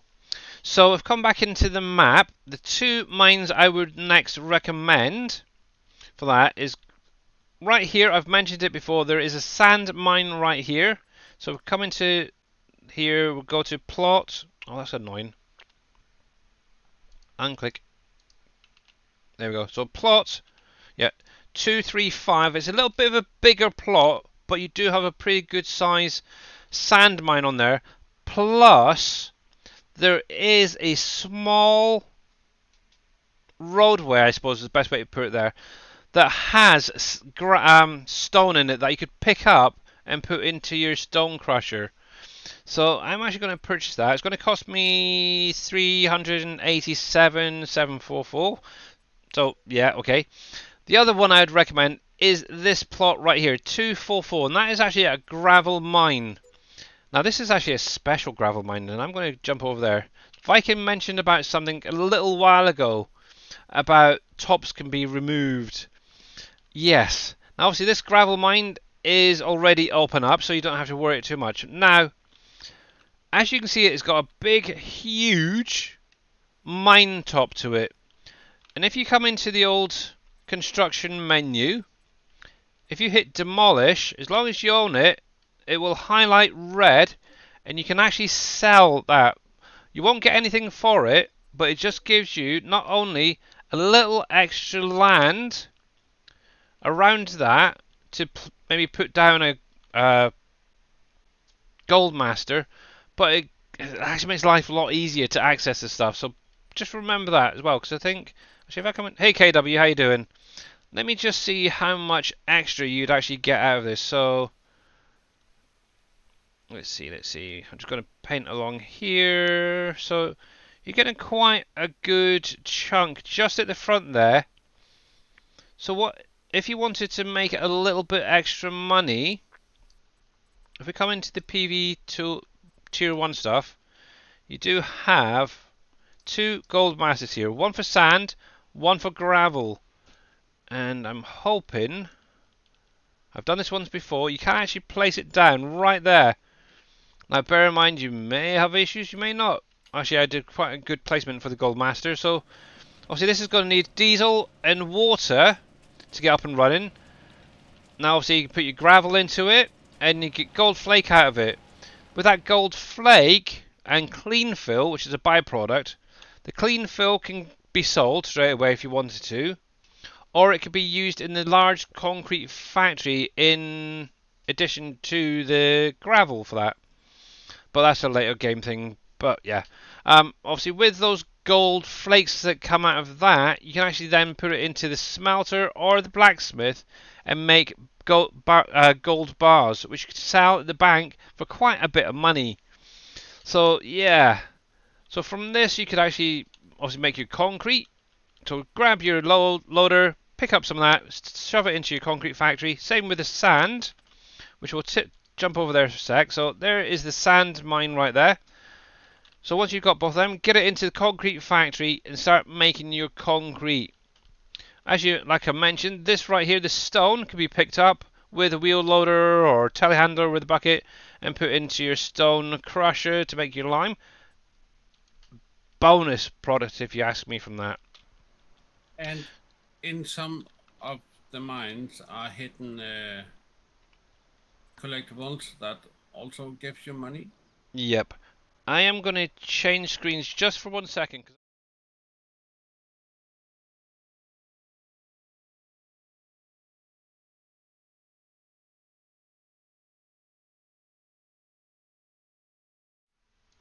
Welcome back. There we go. So hopefully, I've just literally done a little bit of magic. I've now got sand in there. I've got gravel in there. Also, I kind of made a mistake, but I did add in electric labour support morale. Now, your support and morale comes from your community buildings. So, what I mean by community buildings now, there is some scattered around the map that will produce it. Also, you've got to own the land to supply electricity to them. But in here, under the others, you've got all of them here already, including some additionals. So, the grocery mart, for example, if you own the land that it's on, you can actually get some support out of that. Obviously, you do have to supply electricity, so bear this in mind as well when you get to this. Same thing with the bowling centre, that's in the map up in the north. The toy store, I'm not sure if that's actually in the map, but you get morale from that. It's not. I don't think so. The fire department, that's up north as well. Obviously, that's going to give you support. Your bowling centre is going to give you morale. But yeah, there's a whole load of these that you can place down anywhere. You could put multiples down as well if you wanted to. The baseball field, for example, well, it says it gives it entertainment. That needs to be changed. But it is actually morale, the same as all the rest. So that's where you're going to get your morale and your support from. Now, obviously, Green Thumb Farmer, I believe it was, or was it Green Thumb Farmer? Winston. Winston wanted. Winston. Winston, member of the community and the SGA VIP type person, created obviously the church. Obviously, you supply that with electricity, and it's going to give out both your support and morale at a lower amount. So bear that in mind. So you could put a couple of these down on your map and get that going as well. But yeah, we'll get around to this in a minute. But yeah, there's a whole array of different ones that you could place down for your support and your morale. Also, one thing as well to bear in mind later game, once you get there, you do have your houses and apartments that will also output morale and support if you put in cats and dogs. But yeah, I've mentioned that during some of my streams, so definitely if you want to get into figuring out how that is, maybe check out some of my previous streams. So yeah, hopefully that helps that out. So that's covered the electricity, the labour, the support, and the morale. So that's the 4 different boosters. But like I said, you do not need them to get these factories up and running on this map, unlike previously. But same And thing check again. out Billy's YouTube. Oh, thank you very much. Welcome. While I'm here, so like I said, obviously power-wise, so wow, that's a big boy. That's the one I wanted. Hey there, Matt. So same thing, Billy. same Hey, thing again. What you could do is hit the old V key and Hey, place man. a couple on top of these buildings, and they're going to activate straight away and start pulling wind from the weather. So yeah, stronger the wind, the more you're going to be getting out of it. But how you doing, boss? It's too early to tell. I was about to say, Dave wasn't on yet. I come in and then all of a sudden he's in. Yep. What kind of luck is that? Good Now, morning, Dave. Morning. Actually, I was just waiting for my headset to charge up. I've been watching for about a half hour. well, hope it's But I good. couldn't hear anything. Good. Phew. Now, obviously, with your houses and apartments and several of these factories, they do output trash. Obviously, factory-wise, it's going to be the bigger ones like your big steel, big concrete, and other ones like that. Hang on a sec. I needed a drink there, thank you. But obviously, with the houses and apartments, I would recommend getting this place down as quickly as possible because once that trash starts getting produced, it's going to start backing up and stop things from producing, so your morale and labour. So I'd recommend getting this down as well pretty soon. Now, depending on where you place it, it could place it a little bit awkwardly like that one does. It is really, really annoying. It'd be nice if there was maybe a better version of this setup, but it's meant to actually drop down, but it's not there. But yeah, you don't have to worry about anything with this. Obviously, you can unload your clean fill into it as well and sell it. But obviously, trash can be distributed straight to that, so that should help as well. So that's that. So that's literally the 2 out of the 3 productions up and running that you're going to need to get those bridges built. Now, obviously, the last thing is going to be a sawmill. Now, I need to teleport over here somewhere and find a area. Now, me, myself, and I like how that says.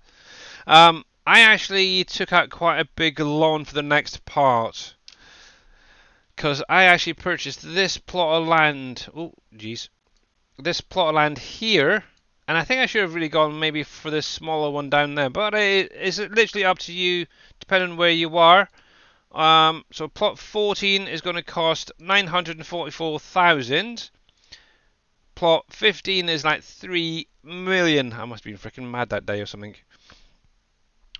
But what you could do, thinking about it, is, let me come over here a sec, if I can find a place to teleport to. Now obviously on your main farm you have lots and lots of these little birch trees. Now obviously, like I've said previously, you could technically go through with the wood chipper and just chip them all up. Another option right here, where it's quite a large area, you could actually set up a small sawmill production here by removing some of these trees with a chainsaw, excuse me, and then putting down a sawmill. Now, in the mod pack itself, so under the PV mods tier 2 stuff, there is this sawmill right here that you could technically place down and just drag those trees into. Now I need to try and find a decent place to put it, so let's put it on this field for the minute. Edge, just turn you around. If I can find a decent spot, no, it's going to have to be in the field for the minute. So obviously you got that version. Obviously it's going to cost you 100,000, which is the one I would recommend, because obviously it's just so much easier. It does accept containers as well, so bear that in mind. Obviously it's going to output your wood chips, and obviously what you could do with those wood chips, if you are into the position of making power, obviously get one of these bioheating plants put down and distribute those wood chips into there to make some electricity. Obviously with this you can also put in straw, you can put in wood chips and trees, along with peanut shells as well later on. And obviously that's going to give you electricity as well. And these are nice ways of actually, even if you had a couple of these placed down, and you do some contracts, say wheat or barley or oats, what you could do is pick up that straw from the contracts and get these up and running. You could have 2 or 3 or 4 of these up and running, producing your electricity. So there is different ways of producing your electric. Now, I did want to see something actually. Also, in productions, under the platinum stuff, there is a sawmill. And I'm kind of wondering how much that is. So, obviously, yeah, there. So, you do have this one as well, which comes with the platinum DLC. If you place the concrete and blacksmith over by the mine, how would you get over to where you can use the barge, which I will show in a little while, where you can pick up and drop off and unload and stuff in just a sec. You could use this if you wanted to as well. It does the products you need, just have to make sure that you activate the right ones. But yeah, what you could technically do is take all these trees, put them into the trigger and get this up and running. Now obviously with this as well, this one, the Elm Creek sawmill, you can add in your labour, your support, your morale and all that to boost those products and get them out quicker. And obviously this is going to be another one as well, so obviously you would need your long planks activated and wood beams. you could obviously go through, activate these other 3 as well, but remember, it's going to slow down the more products you're having. So yeah, I'd only activate what you need to start off with to get that bridge built. So obviously get your wood in there, and obviously that's just going to produce, as a byproduct, so you're going to get resin out of these as well, thinking about it. What you could do is take that and sell it straight away. So yeah, obviously you've got a pallet version that spawns out right here. On the side, if you weren't aware, there is a new trigger that's been added that will allow you to take a tanker and actually directly fill it into that tanker and then sell it that way. But yeah, like I mentioned, you can come in with your containers if you wanted to, and they'll go in straight in as well later on. But yeah, so that's pretty much it for that. So let me see something a sec. So yeah, so that's that. So obviously once all that's up and running, obviously you can carry and focus on your farm if you wanted to. Now obviously, actually let me grab a tractor and I'll show you. So obviously this is the main farm. I'll use, no, don't like that one. We're going to use the class today.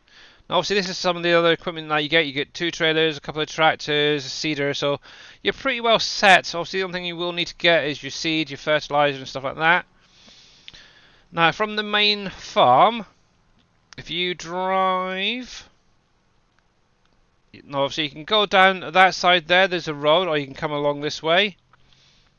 You can carry on down. I would definitely recommend checking the place out a little bit, but to get to that little port part where the barge is, I'm going to actually drive down there to give you an idea where to go. It all sort of comes together anyway, so it doesn't really matter which road you take over here. It only takes a minute or 2, but yeah. How the devil are you been doing this in? I'm not too bad there, Dovakinash. Not too bad. Being kept busy by Mr. Dave, sorting out factories and stuff, and streaming in real life, and yeah. Actually, next weekend, just a quick one while I'm driving, I am going to be away for the weekend. We're actually heading back down to Devon to spend some time with my wife's sons, because it's her eldest birthday the day after mine. And yeah, dang. So yeah, next week is going to be a busy week for birthdays. Obviously, you've got mine on Wednesday. In addition to that, you got Neon, you got Dave's daughter. One of my sisters has the same day, shares the same day. Then obviously the following day is obviously my wife's eldest son. He's going to be 21 or 22. So yeah, busy old week for birthdays then. So yeah, we're going to go down Saturday morning, spend the weekend with him and obviously her other son, and yeah, celebrate his birthday as well. So kind of nice. But yeah, so there you go. So just follow the road down, and you will eventually get to that little dock area where the barge is. And I'm actually going to transport this over to go grab a few things. So yeah, I'll probably still be around in stream, so don't worry about it. Now I don't know if we're going to be staying overnight and then coming back on the Sunday. Probably going to be just go down in the morning and come back in the evening like usual. So yeah, don't worry. Don't worry. So yeah, there we go. So there is the barge. Obviously you're going to need to try and get into it. I'm trying to see if I can. There we go. Now see one thing. Where the heck's the front? There we go. So obviously where that light is there, that is actually the back. So just remember that as well. Right, so let's see if I can turn this around right. I'm still not any good at using this, but it is what it is. Now obviously if you are using like the universal auto load script as well, this will auto load, so remember that. So you can actually load your pallets and stuff straight onto there, your containers straight onto it if you wanted to. Obviously there is bigger versions as well in the mod pack, so yeah, have a play around with a few things. Now, there we go. So yeah, you want to try and get it up, butted up quite close before you actually try and load on. Now, one thing to bear in mind is with some of these higher powered vehicles, they can force the barge to move forward a little bit from the dock, and it's kind of annoying. So yeah. Oh, let me get in there a sec. Under the PV mods again, but others, what you could technically do is put some of these down and make a little dock area. And in which one is it? Here, you have something called a dock block. And what you could technically do is rotate that around and actually have it butted right up against the barge and stop it from even moving. Now, as you can see, it says that land is not owned by me. It is what it is. But if you own this plot of water, actually, I wonder if I can get up here. There we go. Hey, Mr. Buy Tacos, how you doing? There you go. So if you guys are not following Mr. Buy Tacos, click on the link, give him a follow. He is a member of the SGA. He does speak English and Dutch, is it? Or Danish? Can I remember? One of the two. Danish. Danish it is. Oh, it's like you always get it. So yeah, but yeah, make sure to check both of him out as well. I know Viking is usually there in chat, so yeah. Now, one thing to bear in mind, if you see where that it says overlaps with another object, there is a way around that by hitting the V for victory key again, and you can actually place this down on the waterways. Now, obviously, it has to be on a plot of land that you own. Obviously, I can't do it there at the minute, but yeah, you could maybe set something up. I don't know, maybe there, for example, just to block it in and drive in. It's literally up to you. Have a little play around and give it a try.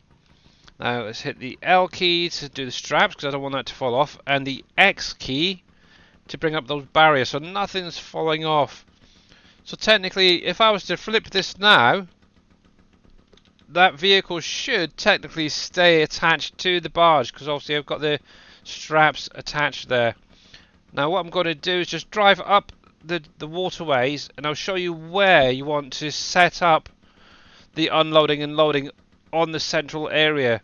Once I've done that, I'll take a quick couple of minute breaks. My throat needs a fresh drink and a break, and then we'll just dust off the rest of the stream with maybe some questions and answers. So think if you've got any questions, get it in chat now, and we'll try and get them answered in a little while.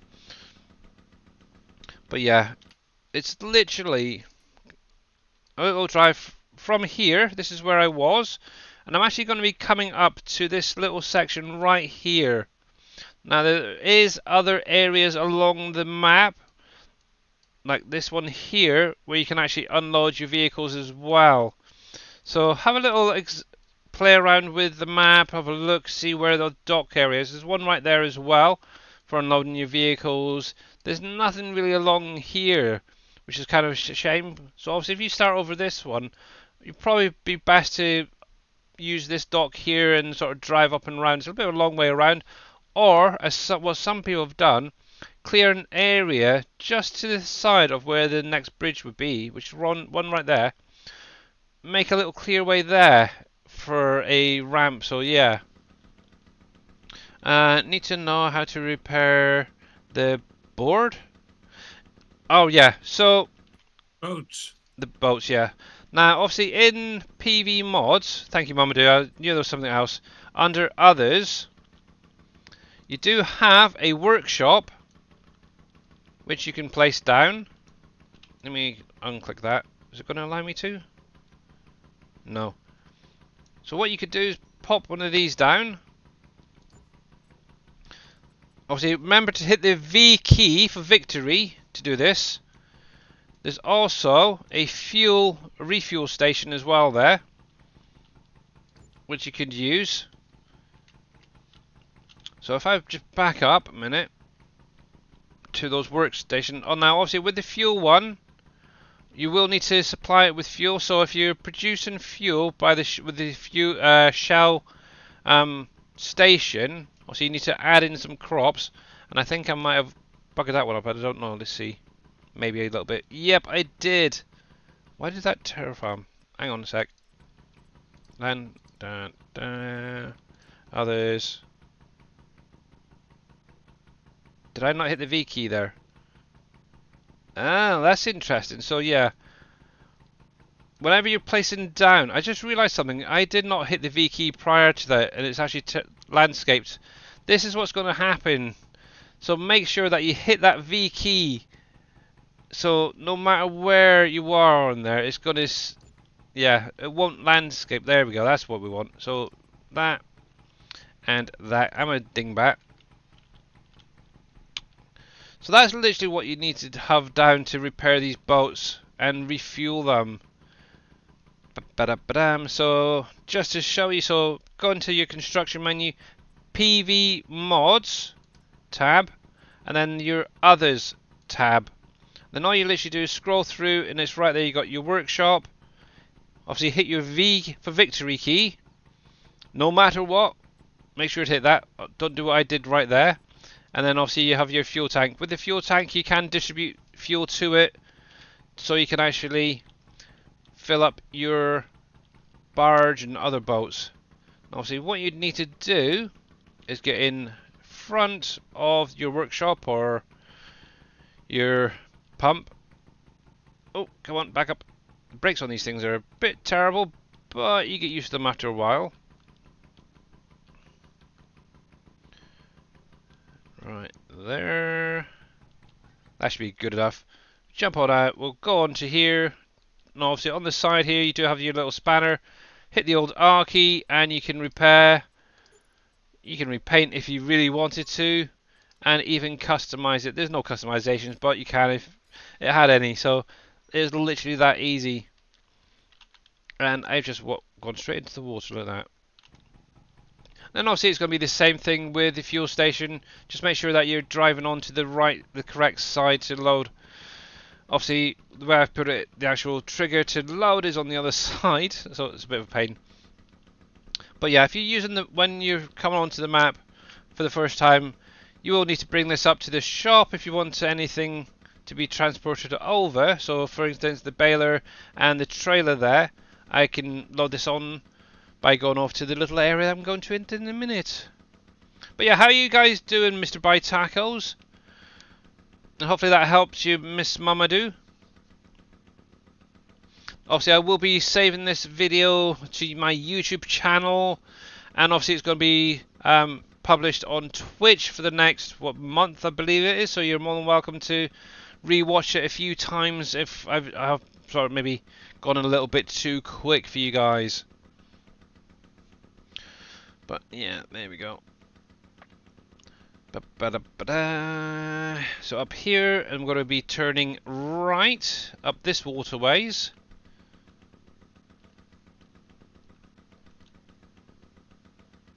You'll probably watch it several times. Okay, cool. But yeah, obviously I am always around Mamadou, and obviously anybody else as well if you've got any questions. Obviously I do stream Mondays, Wednesdays and Fridays. Mostly farm sim from time to time, but yeah, I will be doing maybe the odd other game if I see one that might pique my interest. Just nothing to do with spraying swimming pools, please. So this is the area, the little dock area. Obviously I went in a little bit quick, so yeah. There, get it in nice and close. Kill the old engine.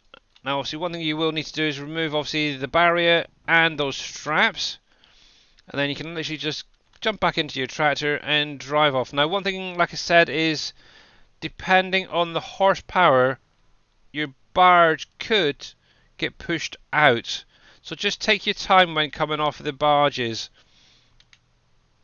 3, there we go. But yeah, it shouldn't really move too much, but it has been known to, yeah, come away a fair old way, to be honest, and yeah, have a few accidents, shall we say. But yeah, so that is literally where you want to get on and off with your vehicles to take them to your central farm or wherever. You're fine. Just a lot of shop we have. I'm alone there. We'll make more. All right, okay. But yeah, obviously Mr. Biotaco does stream multiple maps, so definitely go through and check out his streams when he is live. Obviously he will speak English if he knows that you're English, so it does help out quite a lot. I was gonna say you have more pools to clean. Yeah, no I don't, because I've actually deleted it, so yeah, no chance of that happening. But yeah, obviously when loading on with equipment, just take your time. So yeah, sorry to bug you, Billy, but Billy, did you do anything with the chicken barn yet? No, I haven't. No, I have not. And obviously, like we mentioned the other day, it'd literally be putting in some straw, and I don't know if I can even get it to output manure or anything as a byproduct, so it goes back down. So that's something I need to figure out. Because I don't think it outputted anything and it just stayed up as well in 19. But yeah, obviously universal autoload on the in-game mod hub. Another mod I would recommend adding into your mod pack, because obviously base game trailers like this one, for example, which is obviously under your low loaders. All of these can actually autoload with that script. In addition to that, under miscellaneous, I believe that one becomes auto-loadable. I'm not sure about that, but I do know there's a mod on the in-game mod hub that does auto-load. But this thing as well, the big Corone Profiliner, is also auto-loadable. So that's another option as well. When you get on later on with a lot of pallets, you could use that. In addition to that, there is several of these trailers that can be reconfigured. Not that one, this one. To a flatbed for bailed, basically a bailed trailer. And even with the UAL script, the universal autoload, this can auto load as well. So and this is actually a really nice trailer. I like this one a lot personally.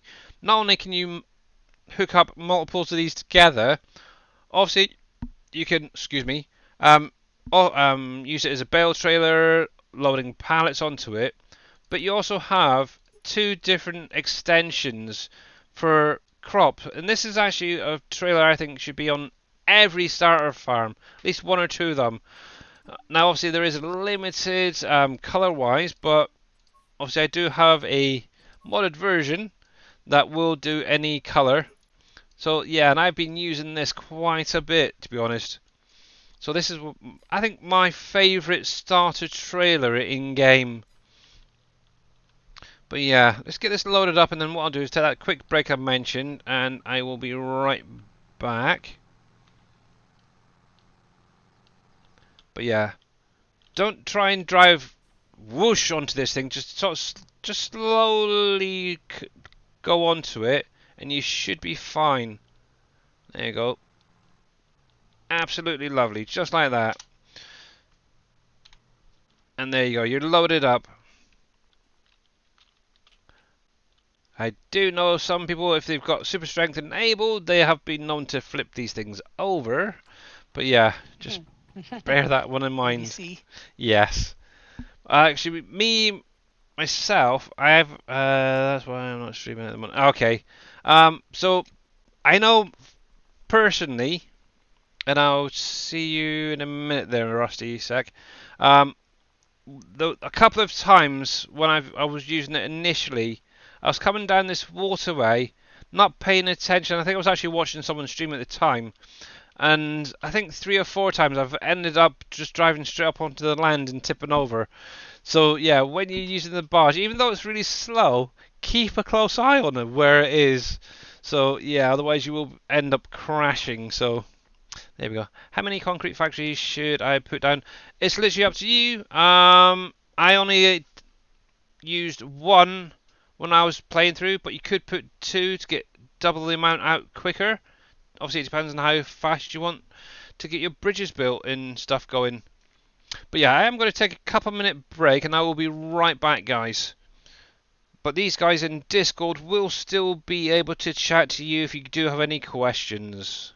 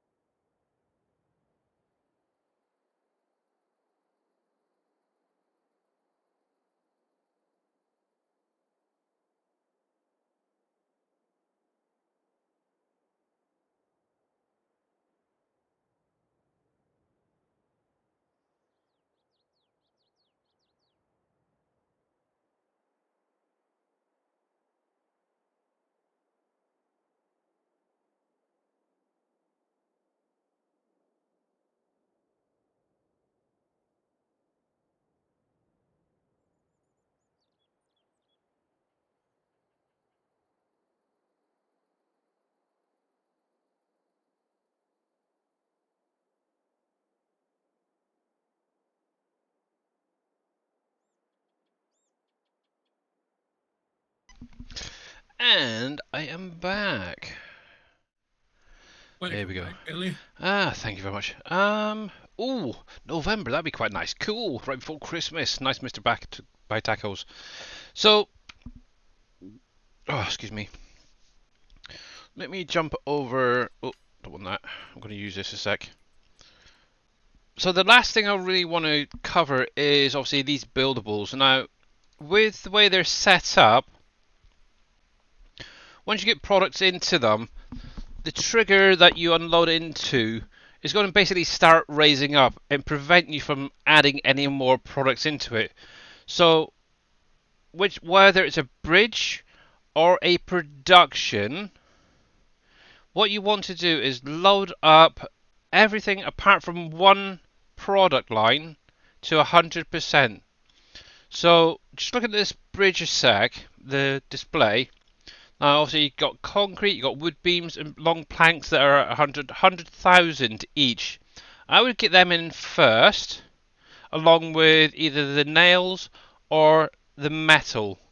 I would leave either one or the other of the nail or the metal till very last, okay? And then what you need to do is actually load them all at the same time. So get your concrete to 100%, get your wood beams to 100%, get your long planks to 100%, and get either your nails or your metal to 100%. Just make sure to keep one completely empty until they're all at 100%, and then add in that final product all at the same time. So I think for me, the one I had that took the longest was like the concrete. So with the concrete, the wood beams and the long planks, I would get them up and running as soon as possible. And I know that people are still doing it even now. They're putting them in every product in dribs and drabs, and then finding after a few weeks or a few days even that they're coming through and they're unable to put any more into here.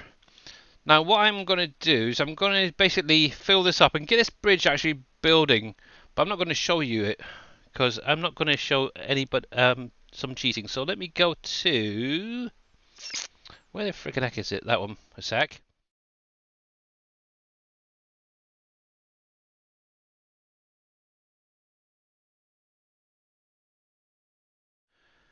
So as you can see, a bit of time's gone on.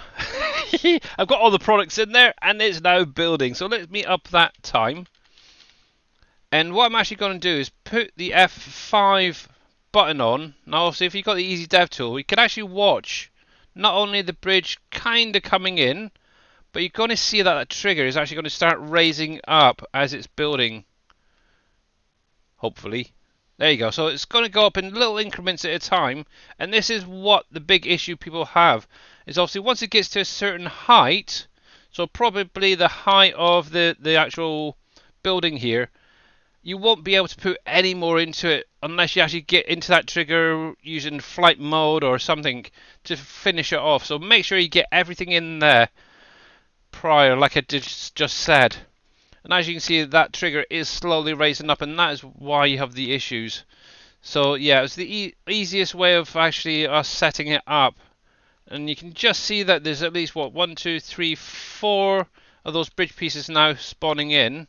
So if I turn that off a sec, you can see that it's actually building, and that's actually going to take you over towards the vehicle shop. And this is actually personally the bridge that I would say is to get up built first, because it will give you access to everywhere, obviously from your main farm here to the rest of the map for doing your contracts and bail sales.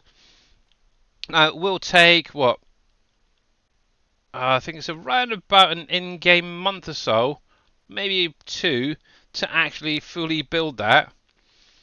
But obviously please don't do what I'm doing and run it at high speed, because it can at times screw up the builds as well. So bear that one in mind. So let me get rid of that. So obviously we've gone through a full month, and now you can see that that trigger is actually the height of that little building now, and still going up. So obviously this is where people are going to have issues, like I said previously. And this is actually set up on all of these buildables. It has this trigger that raises up.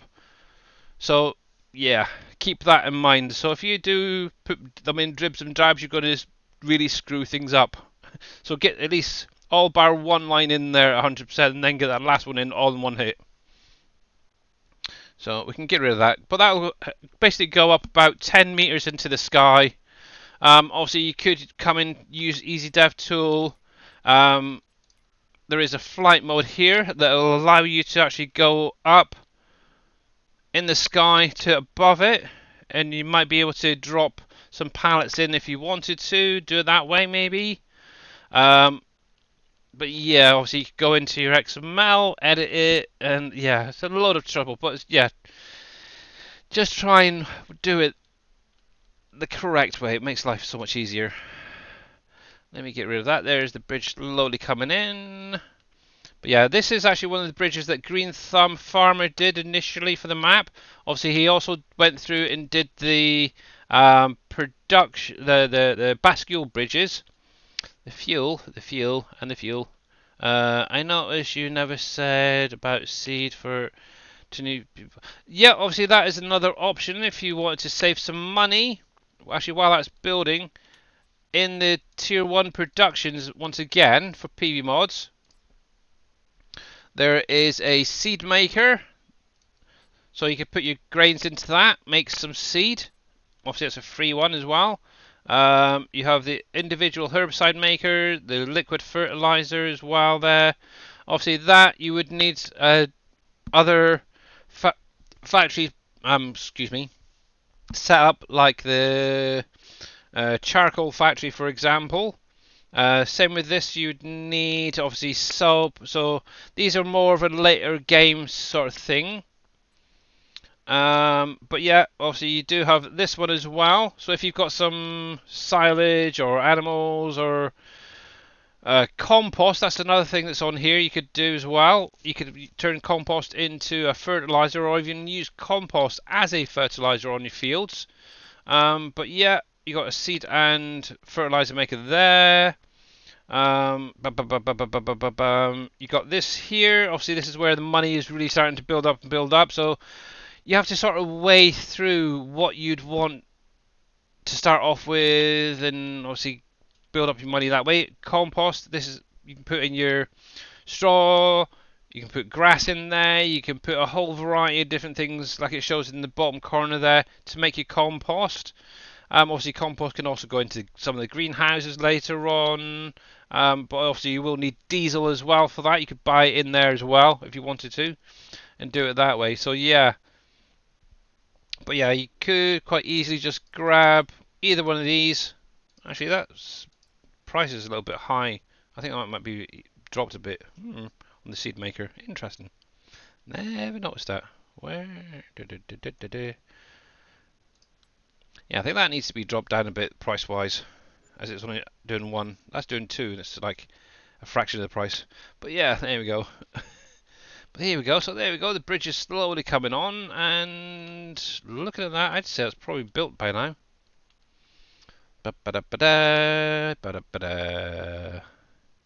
Yep. So we missed it actually, but yeah, as you can see now, that little box and the trigger is actually gone. So if I hit the old F5, you can see where it was, and you can also see where the trigger is now located. So that's obviously gone up 10 meters roughly. So yeah, you won't be able to put any more into that. So yeah. But yeah, if you do mess up, there is easy fixes. So do not worry about it. You're more than welcome to message me your placeables XML, and I'll show you where that is actually. Let me go into the desktop. Let me turn this time down actually a little bit once it gets a bit brighter. But if you come into your documents folder, one sec, let me just pause you. Now this part is very important. If you do screw up, you can fix it. Now obviously if you've got enough products in there or some products in there, you can kind of cheat it actually to build. What you'd have to do is come to your documents, My Games, Farming Simulator 22. Now obviously I don't mind doing this for you if needed, just to get it built. But you'd need to come into whatever save game you're in. So I think this is save game 5. And in here, there's an XML or a document called Placeables. You could easily just send that to me and I will do a quick edit and basically finish building that bridge. Or you could even try it yourself. So if you load that up in Notepad or Notepad++, or any other program that does similar things, Notepad++ is so much easier, in my opinion. what you'd need to do is scroll down through everything and find that bridge that you're currently building that you may have or may not have messed up. It's quite a way down, past all this rubbish. Also, what you can actually do is do Control F for Freddy and find bridge. Actually, it's going to be wooden bridge in it, so wooden. Is it wood bridge or wooden bridge? I can't remember. Let's try that one. Helps if you spell it right too. B-R-I-D-G-E. There you go. So it's wood bridge. That's one. So if you search for wood bridge, now obviously one of these is going to show with products in it. In particular, which one is it? Which one is it? Which one was it? Now this has just been built, so it may not be there. I can never remember which one this is. But basically what you're looking for is one of these bridges here. So you got bridge 1, 2, 3, 4 and 5. It'll have a little bit extra under here that'll have all your fill amounts in there. You can actually, this one here, to do, when you've got the capacity, it's easier to show. Let me see if I can find another bridge a sec in mine to show you what I mean. Placeables. I'll do that same search again. There we go. So yeah, this is basically what you want to look for, is this part right here. So if you've made a bit of a boo-boo, shall we say, with one of your bridges, what you want to look for is the bridge build 1 line here, where it says fill type bridge build, and then how much is there. What you basically need to do is set this so it's at 10,000 litres, so, or 99999, but yeah, 10,000, something like that. Save it, and then load up your save game. You should be able to go in and have that bridge built if you have messed it up. But if you have had you're not 100% sure on how to do this, just send it over to me in Discord. It's the best place, and I will just have a look and sort it out for you. Obviously, just also maybe let me know which bridge you're on as well. So actually, out of curiosity, I think that was that bridge 1. I can never remember, but each bridge is numbered anyway. So yeah. So hopefully that helps you guys out. So where did you find the fuel tank placeable? You want about the one for the barges or the one for them, like your main farm there, Rusty? Because if you want one for your main farm, if you come into here under containers, you have these two right here. You got a large one there, one there you could use. If it's for the barges, should be bridge, okay. Yeah, obviously it was built, it wasn't even shown unfortunately. Obviously for the barges, it'd be under PV mods and others. And just scroll across and you'll find this one right here, which is for filling up your boats and stuff. And obviously, like I mentioned earlier, what you need to do is go onto your waterways that you own, hit the V for victory key, and then place that down there. Alright Viking, catch you later bud, and thanks for popping in mate. Yeah, obviously fuel is something. God, will you calm down? I was getting to that in a sec. Now, like I did mention, you can make your own fuel on this map. Now, obviously, everything, like I've said previously, for this map is going to be under the PV mods tab. So if we come into here under tier, I think it's tier 2 or tier 3, can I remember? Oh, tier 2 right there. I really need to turn that time down a sec. Oh fudge, it went too far. Let me zoom on to the next day a sec. Extra time. Yes. That one. There we go. Oh, too far, too far. Go back. Oh, let's go on to the next day. I highly do not recommend going that high with the time, but yeah, there we go. So yeah, back into it. So under constructions, PV mods, tier 2. There is the shell fuel production.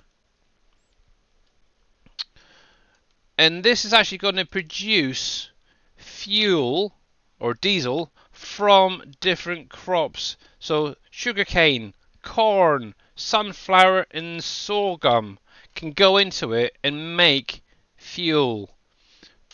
This is another one that I'd probably recommend in your first year for getting placed down and up, maybe up and running. Obviously I haven't got enough money because I'm zooming through so much, but yeah, get that down in, yeah. Make some fuel as quickly as possible. Now, me personally, if I fly on over here, so yeah, there's the museum, by the way. Was it Rusty, I think, was asking? I can't remember. Right there, next to the vehicle shop. It does need a bit of an update at some point, but I know Dave will get there eventually. Obviously, you got your bank there. You have a brick factory, right, and this is just for me personally. This is where I put mine. Is in this area right in the middle is just the right size to get that fuel station in there. So, excuse me, I need a drink. All this yakking is not good.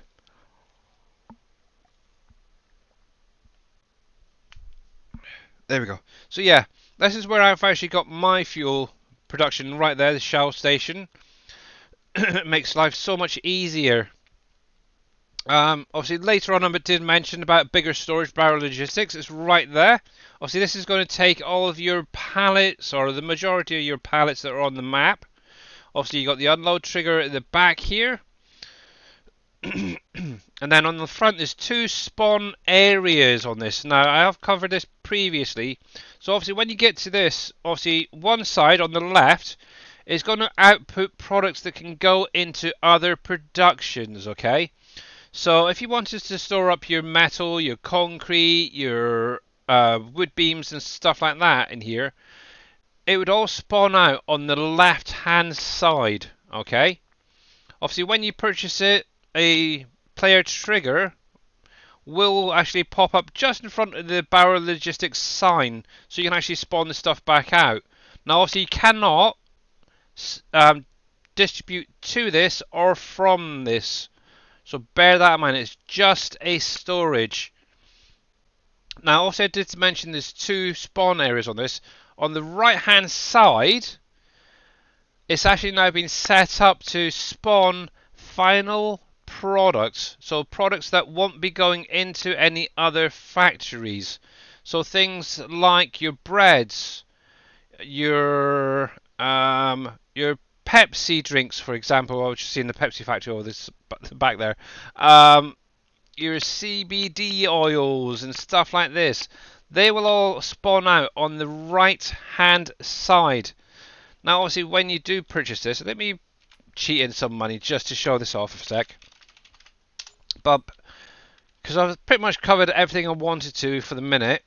Now we come into here, obviously Barrel Logistics is going to be this area here. It's quite a large area. But yeah, thank you for that hydrating stretch. My voice is starting to go, I don't know why. There we go. Touch the roof, thank you very much. Come on, save. There we go. X. So plot 206 is where your Barrel Logistics is. Obviously it's going to cost you $736, pounds, whatever, to purchase. That's the main number. And as you can see, you now have your triggers popping up to show where they're spawning, your little player trigger. Now you can actually go inside as well if you wanted to do like a realistic playthrough. Let me turn this flight mode off a sec. You can actually maybe set this up as a proper logistics area, so you got like a truck bays at the back and stuff like that. But you can actually come inside the buildings as well, like you would a normal logistics place. You got several different doors here, front, back.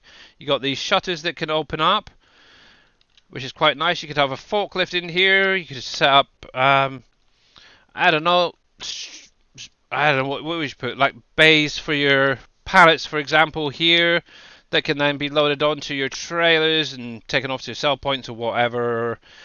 But yeah, the inside of here is actually being decked out as well. Now, obviously, there's no pallets that will actually visually show inside of here, but I have made sure that you can fit pallets in between these racks, so you can literally put pallets in here. Now, word of warning, the more pallets you have on the map, the lower your frame rates are going to get, so around this area. So just bear that in mind. So if you are going to do a little playthrough, maybe keep it to a minimum. But yeah, there we go. And obviously around the back, you got another door here where you unload. But yeah, this something I've been kind of working on to help with only the final products as well. It's basically a spawn point that you can put over this trigger, and I can show that on my save game maybe in a minute, I don't know. But unless anybody else has got any questions, that is but the other thing as well, I've been using the better contracts and working on the lands. Yeah, so obviously with precision farming, yeah, you do get the a decent amount back on you when you're selling products. Obviously with better contracts, you do have this new menu added in, and you can actually change some of the settings, so you can actually complete your missions, or contracts, should say, and actually get a higher amount back from them. So, if, say for instance, I think at the minute I have mine set to, I think it's 40 on that. I don't tend to do the leasing.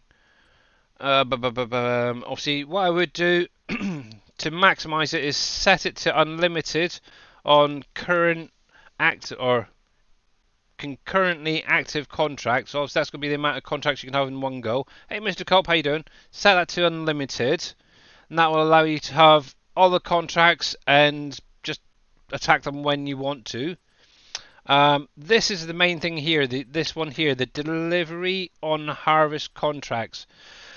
Obviously, it's currently set to 94, which drops it down a little bit, but I would definitely bring that right down. Now, I know a lot of people say that they've got their set to around about the 82%, and they're getting a decent amount back, but it can go further down. You could actually take it down to 70%, and you'll get a really good amount back from your contracts. So bear that in mind. So give that a try. Obviously, same with the bale contracts. You can drop that right down to 70%. So that will allow you to have quite a bit of bales left over on those contracts. I don't really worry about the debug mode, whatever. Now this bit is definitely one worth activating, is the lazy farmer. Can you start from start again? No, Oppies, you can watch it back later. So yeah, if you want only specific contracts to show in your menu, you can actually just activate them. So if you only want the harvesting and fertilizing contracts, for example, you can just activate those ones. Me, I've got them all currently activated. I'm not getting many at the minute because I'm actually in winter on my save game, so it's a bit of annoying. But one thing as well, lime contracts do not show up with this. And a word of warning, I did try using the lime contract mod that's on the in-game mod hub, and it did not, for me, work very well on here. So bear that in mind with this mod as well. So yeah, it's a bit of a pain they didn't have a lime in here as well, but it is what it is. But there's also, I think this is stone collecting contract as well mod. So if you're going to use them, just be very, very careful. Okay. I don't even worry about that, so we'll skip that, because obviously it allows you to penalise yourself if your contract runs too far in time. Now this bit is definitely worth doing. for the simple fact is, obviously I mentioned this the other days, back in FS17, when you did a contract on a field basically for one of the NPCs, you used to actually get a reward for that contract, which allowed you to kind of get a discount on that field purchase if you wanted to. You can do the same thing with this by activating this part right here, and you can actually set up how much of a bonus you actually get. Obviously, I've got mine set to 14, and I think it was, I can't even remember how many it was on contracts it was set up to, but yeah, you could get up to a 14%, which is around about a 50% discount on a field just by using this. So just bear that in mind. So yeah, there we go. That's kind of nice. Contract generation. I haven't even touched that. So yeah, they're the main ones. So obviously this field purchase discount definitely worth it, because it's not only the fields that it will affect, but also any property that NPC owns. So if it owns a part of the mine, you could get a discount on the mines. If it owns a part of forestry, you could get a discount on the forestries. So bear that in mind. Obviously, the more contracts you do, the cheaper it's going to be for you to purchase those lands. So yeah, this is why I'm using this, and this is why I recommend it. So yeah, give that definitely a try. So if I come into here, obviously now that I've got them, now one thing to bear in mind, it only affects new contracts. So what you may want to do is just clear all these contracts first of all, and then generate some new ones. Because what you might find is all these contracts will come back with a bigger reward. So yeah, just bear that in mind. Obviously, where I've added it in from this straight off, hopefully that should kick in pretty soon. But yeah, I could literally come through here, clear all them in one go. Clear, then just hit the old X key and bring them all back. And some have taken a bit of a difference, but yeah, overall, that ain't bad. I've got a lot of money I could make just from doing these contracts. Now, I know some people don't like doing contracts, but if you're just starting out, this is a great way of making money. So just looking at these prices, you have, okay, you got some small field there, which is only 16 grand for cultivating it, but you got ones that are in the hundreds. Look at that, you got a 252,000 just to do some cultivating on field 38. 263 right there. I'm looking at the prices here. So field 9, which is the biggest one on this map, 559,000 just to cultivate that field. Now, one thing you can do when you're harvesting, and unfortunately I haven't got any showing at the minute, excuse me. If you click on details on, you can actually get a progress bar. Let me accept one of these contracts just to show you. You get this progress bar popping up. When you're harvesting, you actually get two popping up. One showing the field progress plus your delivery progress. So you can actually judge how much you still need to deliver with this as well. And it actually estimates, you have all the different figures up in this box here that shows you need to deliver this much product. And it does make it a lot easier to understand your contracts. I could probably show it maybe on mine. I don't know if I've got any actually because it's winter. But yeah, it is definitely worth giving it a go. If you click on details on it, yeah, that's what I've just mentioned, Bodine. Thank you. So yeah, this is definitely the way to go. And I just realised I'm on the wrong screen. There we go, that makes it look a little bit better.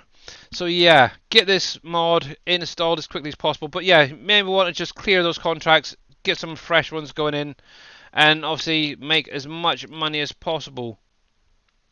I know there are some people who don't like doing contracts. It's up to them at the end of the day. Now, let's see how we're doing for time. We've got 20 odd minutes. Obviously, if you guys have got any questions, you're more than welcome to drop them in chat. I'm actually going to grab this little dude. Now, there's one other thing I wanted to show while I'm here, and I mentioned it a little earlier on, is obviously in the map, you've got all of these buildings that is scattered around the map. Now, obviously, they look a little bit out of place, look a bit dated, for a simple fact. You can actually remove them. We thought at the same time. Yeah, exactly, Bodine. So yeah, like I said, you can actually remove these buildings. So if I come into here and purchase this plot of land here, I'll purchase that just in case, and I'll purchase that one just in case as well, because I'm going to need that plot. Now on plot 248, there is a building situated on there, and it's going to be one that's going to be definitely needed later on, and it's this PMS building. It's basically the packaging machine supplies, and it's a recycling center as well. So there's two parts to this. Okay, so you got it upstairs. This is where you're going to get your master boosters from. Now, when you get into some of the higher tier productions, you're going to see obviously your booster products, which is like your electric, your morale, your support, your labor. But then there's going to be at least 1 to 5 different products added, which make a master booster. So if I come in here a sec, as I've got this little bit of plot of land. Bye, Matt. Let's see, what can I put down? We'll go with the textile factory, if it's going to show up. This one always has an issue showing up for me. Come on, come on. There we go. So if we plonk that down right here a sec, and we can come into here and I can show you what I mean about master boosters. Now obviously this is going to be the big brother to the loom that we placed down earlier, and also something else. So yeah, is it got in here? Is it? I thought this had master boosters in it. It friggin' doesn't. Oh, there we go. There we go. That's interesting. So this right here, you see how you got an additional product in here? Now this is going to be your master boosters. So obviously this is a packaging, and that actually helps increase your productions even more. They basically pump out even faster, and this is the building that it's going to be coming out of. So if you're further on in the game and you see things like packaging, wrapping, cans, containers, things like that, this is the building you need to have up and running, because this is where it's going to be coming from. So obviously you can distribute trash direct into here, or you can transport it. But if you're doing it manually, you need to bring it to the lower level. The same with rubble, and I'll show you where you get the rubble from it in a minute. But you literally bring it down here, and obviously activate each of the lines, and you're going to get like your glass, you're going to get plastic, stuff like that out of here. Actually, I can show you exactly. So you're going to get plastic, aluminum, glass are the main products. But then if you actually set it to store on them, you can then go in and make your cans, your containers, jars, bottles, and wrapping. Now with packaging, if I click on here, you are going to need carton roll and pallets for it. So bear that in mind if you want packaging. You need to get that up and running as well later on.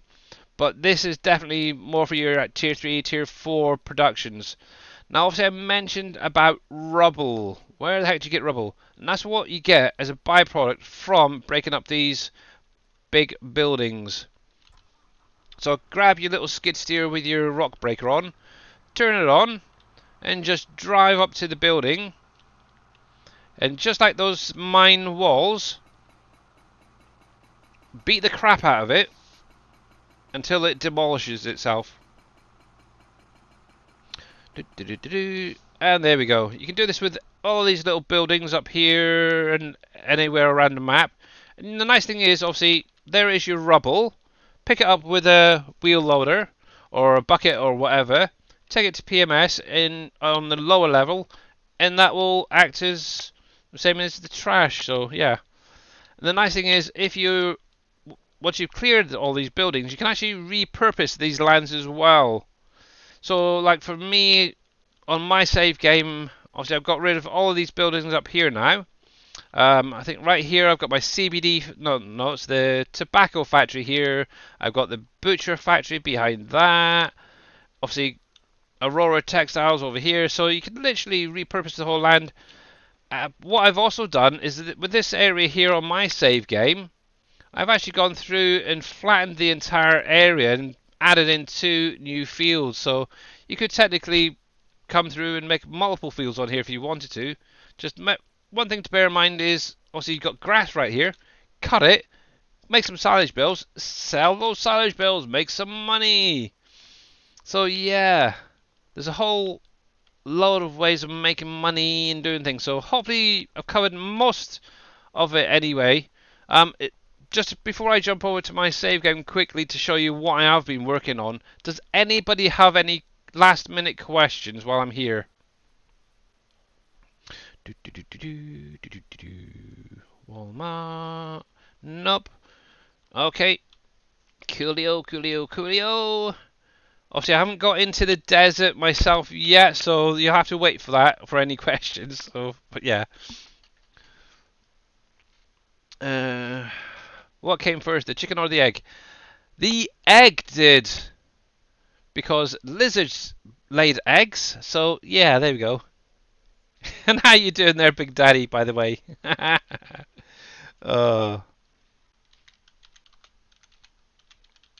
Totally the chicken. No, it was the egg. Nope, it was the chicken.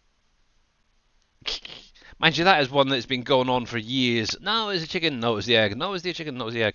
But yeah, if you guys are not following Mr. Big Daddy, make sure to click on that link. Give him a follow. Okay, so as you pretty much say, it is done and dusted there. So what I'll do is I'm going to leave it there.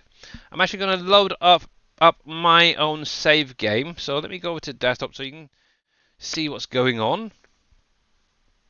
Obviously, I'll probably end up deleting this save and then going. But yeah, obviously, if you've got any questions, obviously I've still got another 14 minutes before I jump off. I just need to change to Canyon Crossing. There we go, and get that loaded up. Hi. Oh yeah, I've already said hello to Mr. Cave Daddy, haven't you?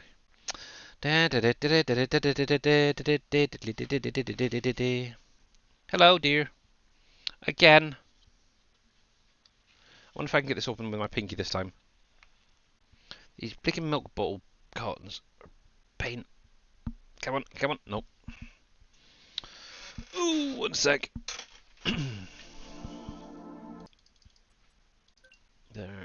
There, and start.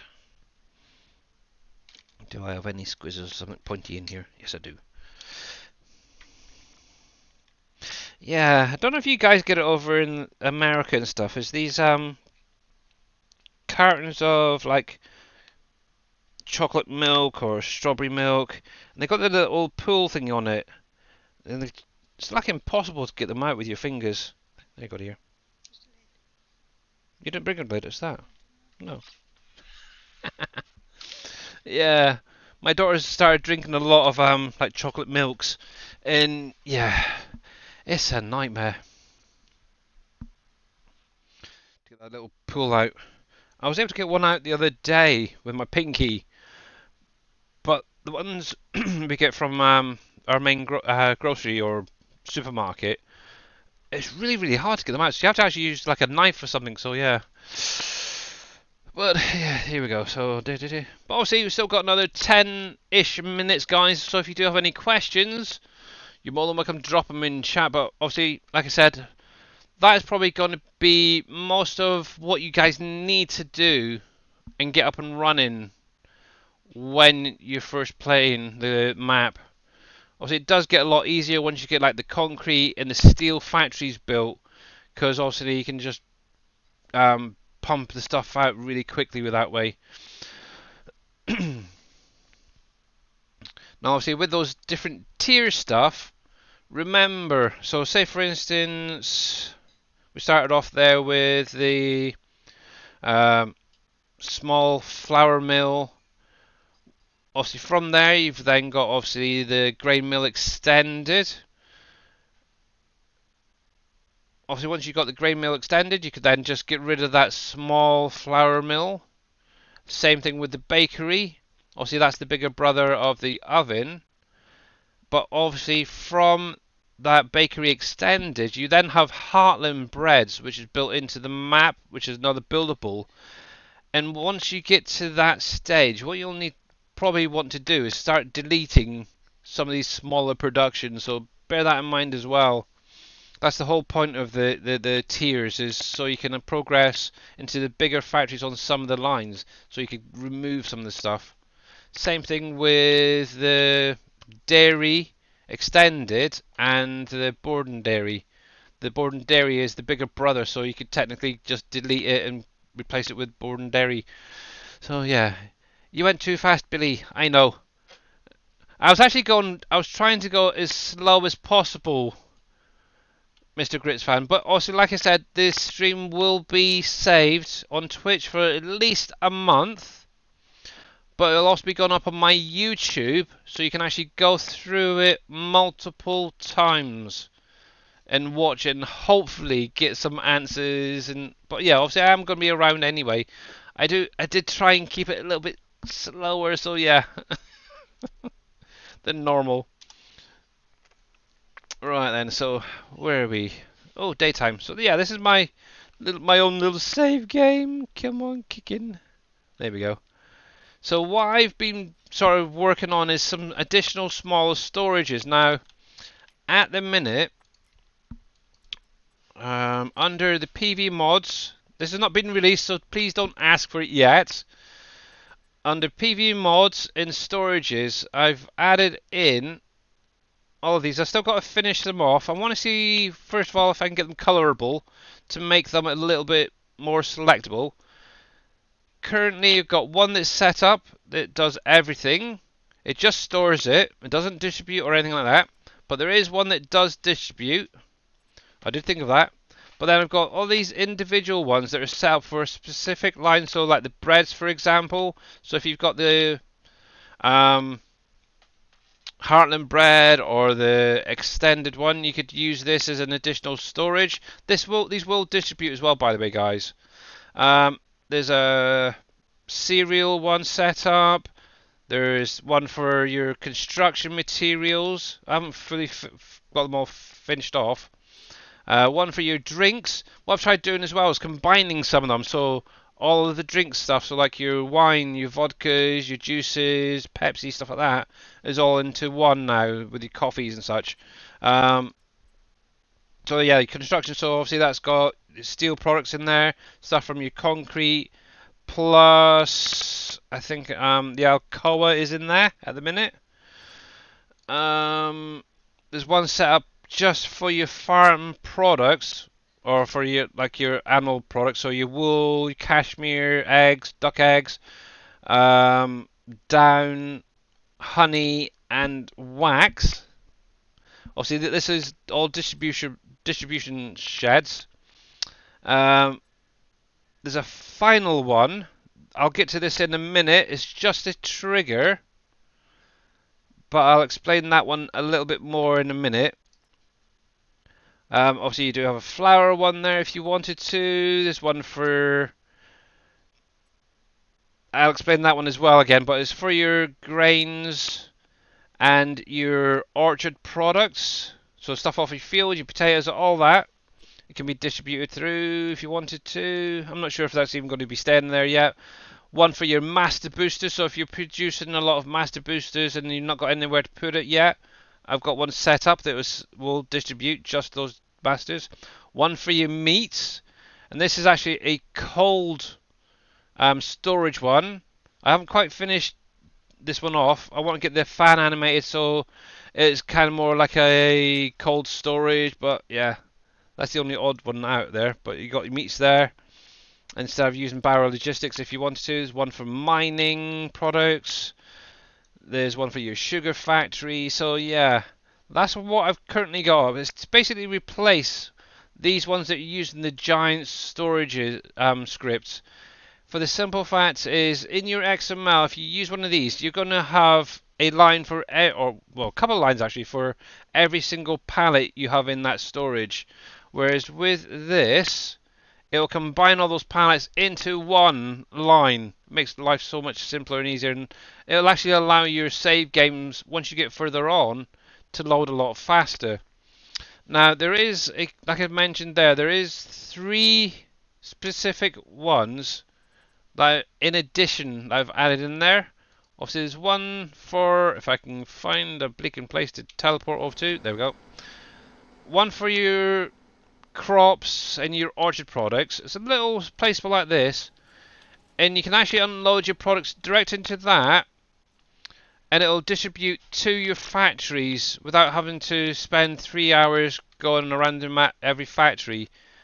Whether it's going to be staying in the pack, I don't know yet. I'm still playing around with the idea of keeping it in there or not. I know T Miller has a mod on his Trello at the minute that will do most of these already, so it's literally up to you. At least you talked a lot slower than Dave or BD. Well, thank you, Gamer Paul. I did try. What did you say about the contract settings? I will show that in just a sec, actually. So yeah, I've got one there set for, so there's 3 particular ones. One for your grains or your crops, basically, in your orchard products and your vineyard products. That was that one over there. There's one set up for all of the mining products. So everything that's in here, you could load it into the trigger, and it'll distribute to your factories if you wanted to. Maybe cheat. I'm not. Like I said, these are 3 that are still umming and ahhing about. The third one, if I can find a Barrel Logistics, where the heck's it in all this? Here we go. The third one is a final product spawn trigger. Sorry, mine is fast talking fuel. From pumpkin pipe tarts and coffee. Yeah. I did obviously I do talk quite quickly at times as well, which is hard. So if I did go a little bit quick for some people, I'm sorry. But yeah. Does bale storage in-game mod hub? So yeah, Kilroy. Those bale storages that I'm using are on the in-game mod hub. Dave's using them as well. They're by Achi Mobile. Before I show this last thing off, under constructions, under silo, it should be, you have 2 different types. You get these ones like here, where they stack up. X-Man is actually using these as well, actually, like this bales. Obviously, you got these ones here as well, where they're in the little sheds. But if you actually scroll a little bit further on, you also have these ones for like alfalfa hay, clover hay, and lavender. So, and obviously you got the shed versions as well. Really, really helpful. So yeah, they're on the in-game mod hub by Achi Mobile, and I think it's just called the Bale Shed, I think, if I remember rightly. But yeah, this is the other trigger. This is actually a final product trigger. And now, a lot of people over the last couple of months have been asking, can you distribute to Barrel Logistics? No, you cannot. This last trigger is for final products. So things like, for example, your Pepsi factory, your vodka factory, Heartland bread. Oh, cripes, I can't even remember everything that I've put into this yet. But it's basically a little spawn trigger that allows you to spawn basically set your factories to distribute and spawn it through here and store it in your Barrel Logistics. So if I come into here under the productions, I'll scroll down. There's quite a big, huge list. Here we go. So this is the entire list here, starting from. So you got your Heartland bread products, so all your breads, your cakes and stuff. You got your whiskey, your wine. You got your stuff from Sam Adams, the brewery, in there. You have your vodkas, your juices, your Pepsi, your coffees, everything from T Miller's soya milk factory there. Not Heinz. Oh heck, what's it called? McCain. I'm still adding more in as I'm going. This is actually the ones I've currently got up and running, so I could test it with. Your chewing tobacco, your Frito-Lay, and you can actually get it to come over and then literally spawn straight into that trigger. So technically it can now distribute. So whether this actually gets put out, I'm not sure yet. I would like to, maybe as an individual mod on its own, then have the other sheds as a separate pack for you to try out. The reason I thought I'd do one just for your final products is obviously all your factories can be set to distribute. So if you wanted to, you could set all your factories to distribute and then just place this down in any final products and go straight into there. So yeah, but I kind of like it. So I'm trying to see if I've got enough to even spawn out this. Not really. I need more products. But yeah, there's 4 lines actually in here where they spawn. Literally from the front to the back. 4 lines, so it'll literally keep going. So if you, in essence, have like 100 pallets coming over all in one go from a factory, you could literally just go into the menu, click here, spawn, and then spawn out 100 pallets in one go. And it'll just keep spawning and spawning and spawning and spawning until all of it's come over. And SRG Scoot, thank you very much for that follow, much appreciated. Obviously, welcome in right at the end of my stream.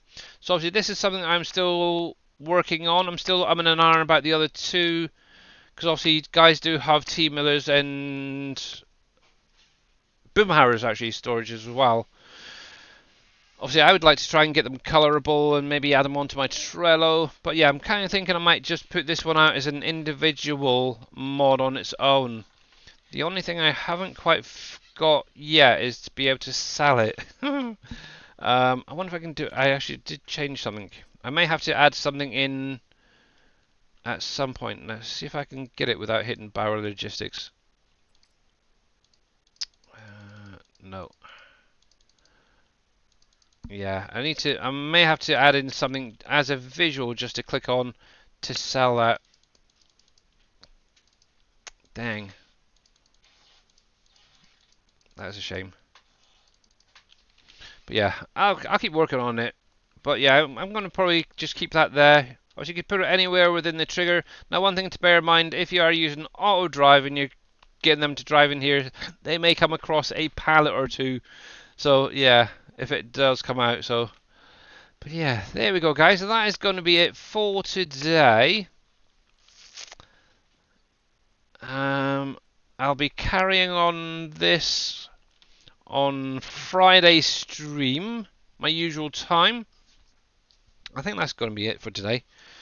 Obviously, Mr. Dashnet will be going live later, doing, I'm guessing 7 days. Or are you going back to Hunter Call of the Wild? I believe we're doing 7 days. Ooh, cool. So get your points in, guys, and yeah, let's see if we can kill Mr. Dashnet again today. But yeah, click on the link, give him a follow as well, guys. He's obviously not only a great map maker, he's a great streamer as well. And friend to the entire community. He's kind of mental. But yeah, right, so let's get to the ending screen. Let me get some credits rolling so you're not looking at a blank screen while I find somebody to raid over to. But yeah, hopefully you got a lot of information out of that. Like I said, this is going to be up for at least a month. I think it is on Twitch for you guys to check back on. Also, it's going to be infinitely on my YouTube. So, let's see. Twitch. Let's mute you. Who do we have out there? Oh my goodness, that's not good. But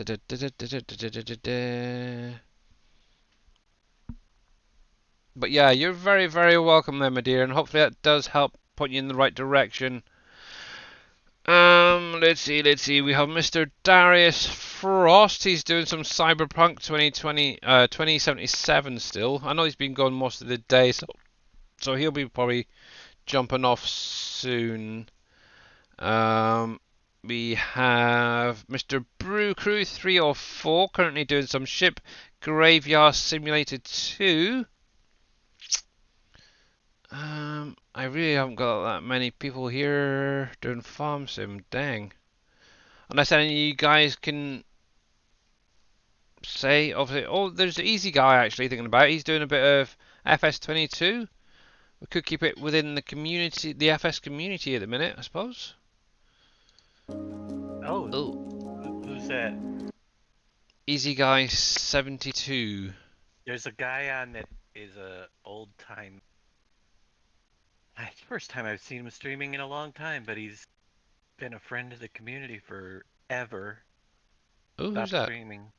Troutmouth65, I just noticed, was live. Troutmouth. Many people that are around for a long time might remember that name. I recognize that name. He's the one that actually started the GoFundMe for me when I really needed a hand back several years ago. Troutmouth 65, you said, yeah?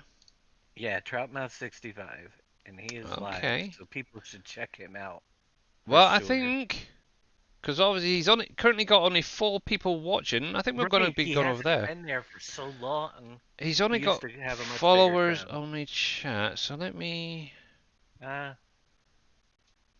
Actually, let me bring him up on my phone a sec. Is he on followers only? He probably doesn't. Yeah. But I can follow him and then raid over to him. Nah, I'll just raid over to him and say hi and follow him at the same time. But yeah, we are going to go over to Troutmouth65. Let me give him a shout out. You're more than welcome to come over and join me. But if you do get lost, that is the link. So let me get this raid started. So raid. And we'll do that. Oh, it's got up to 6 now. Haha.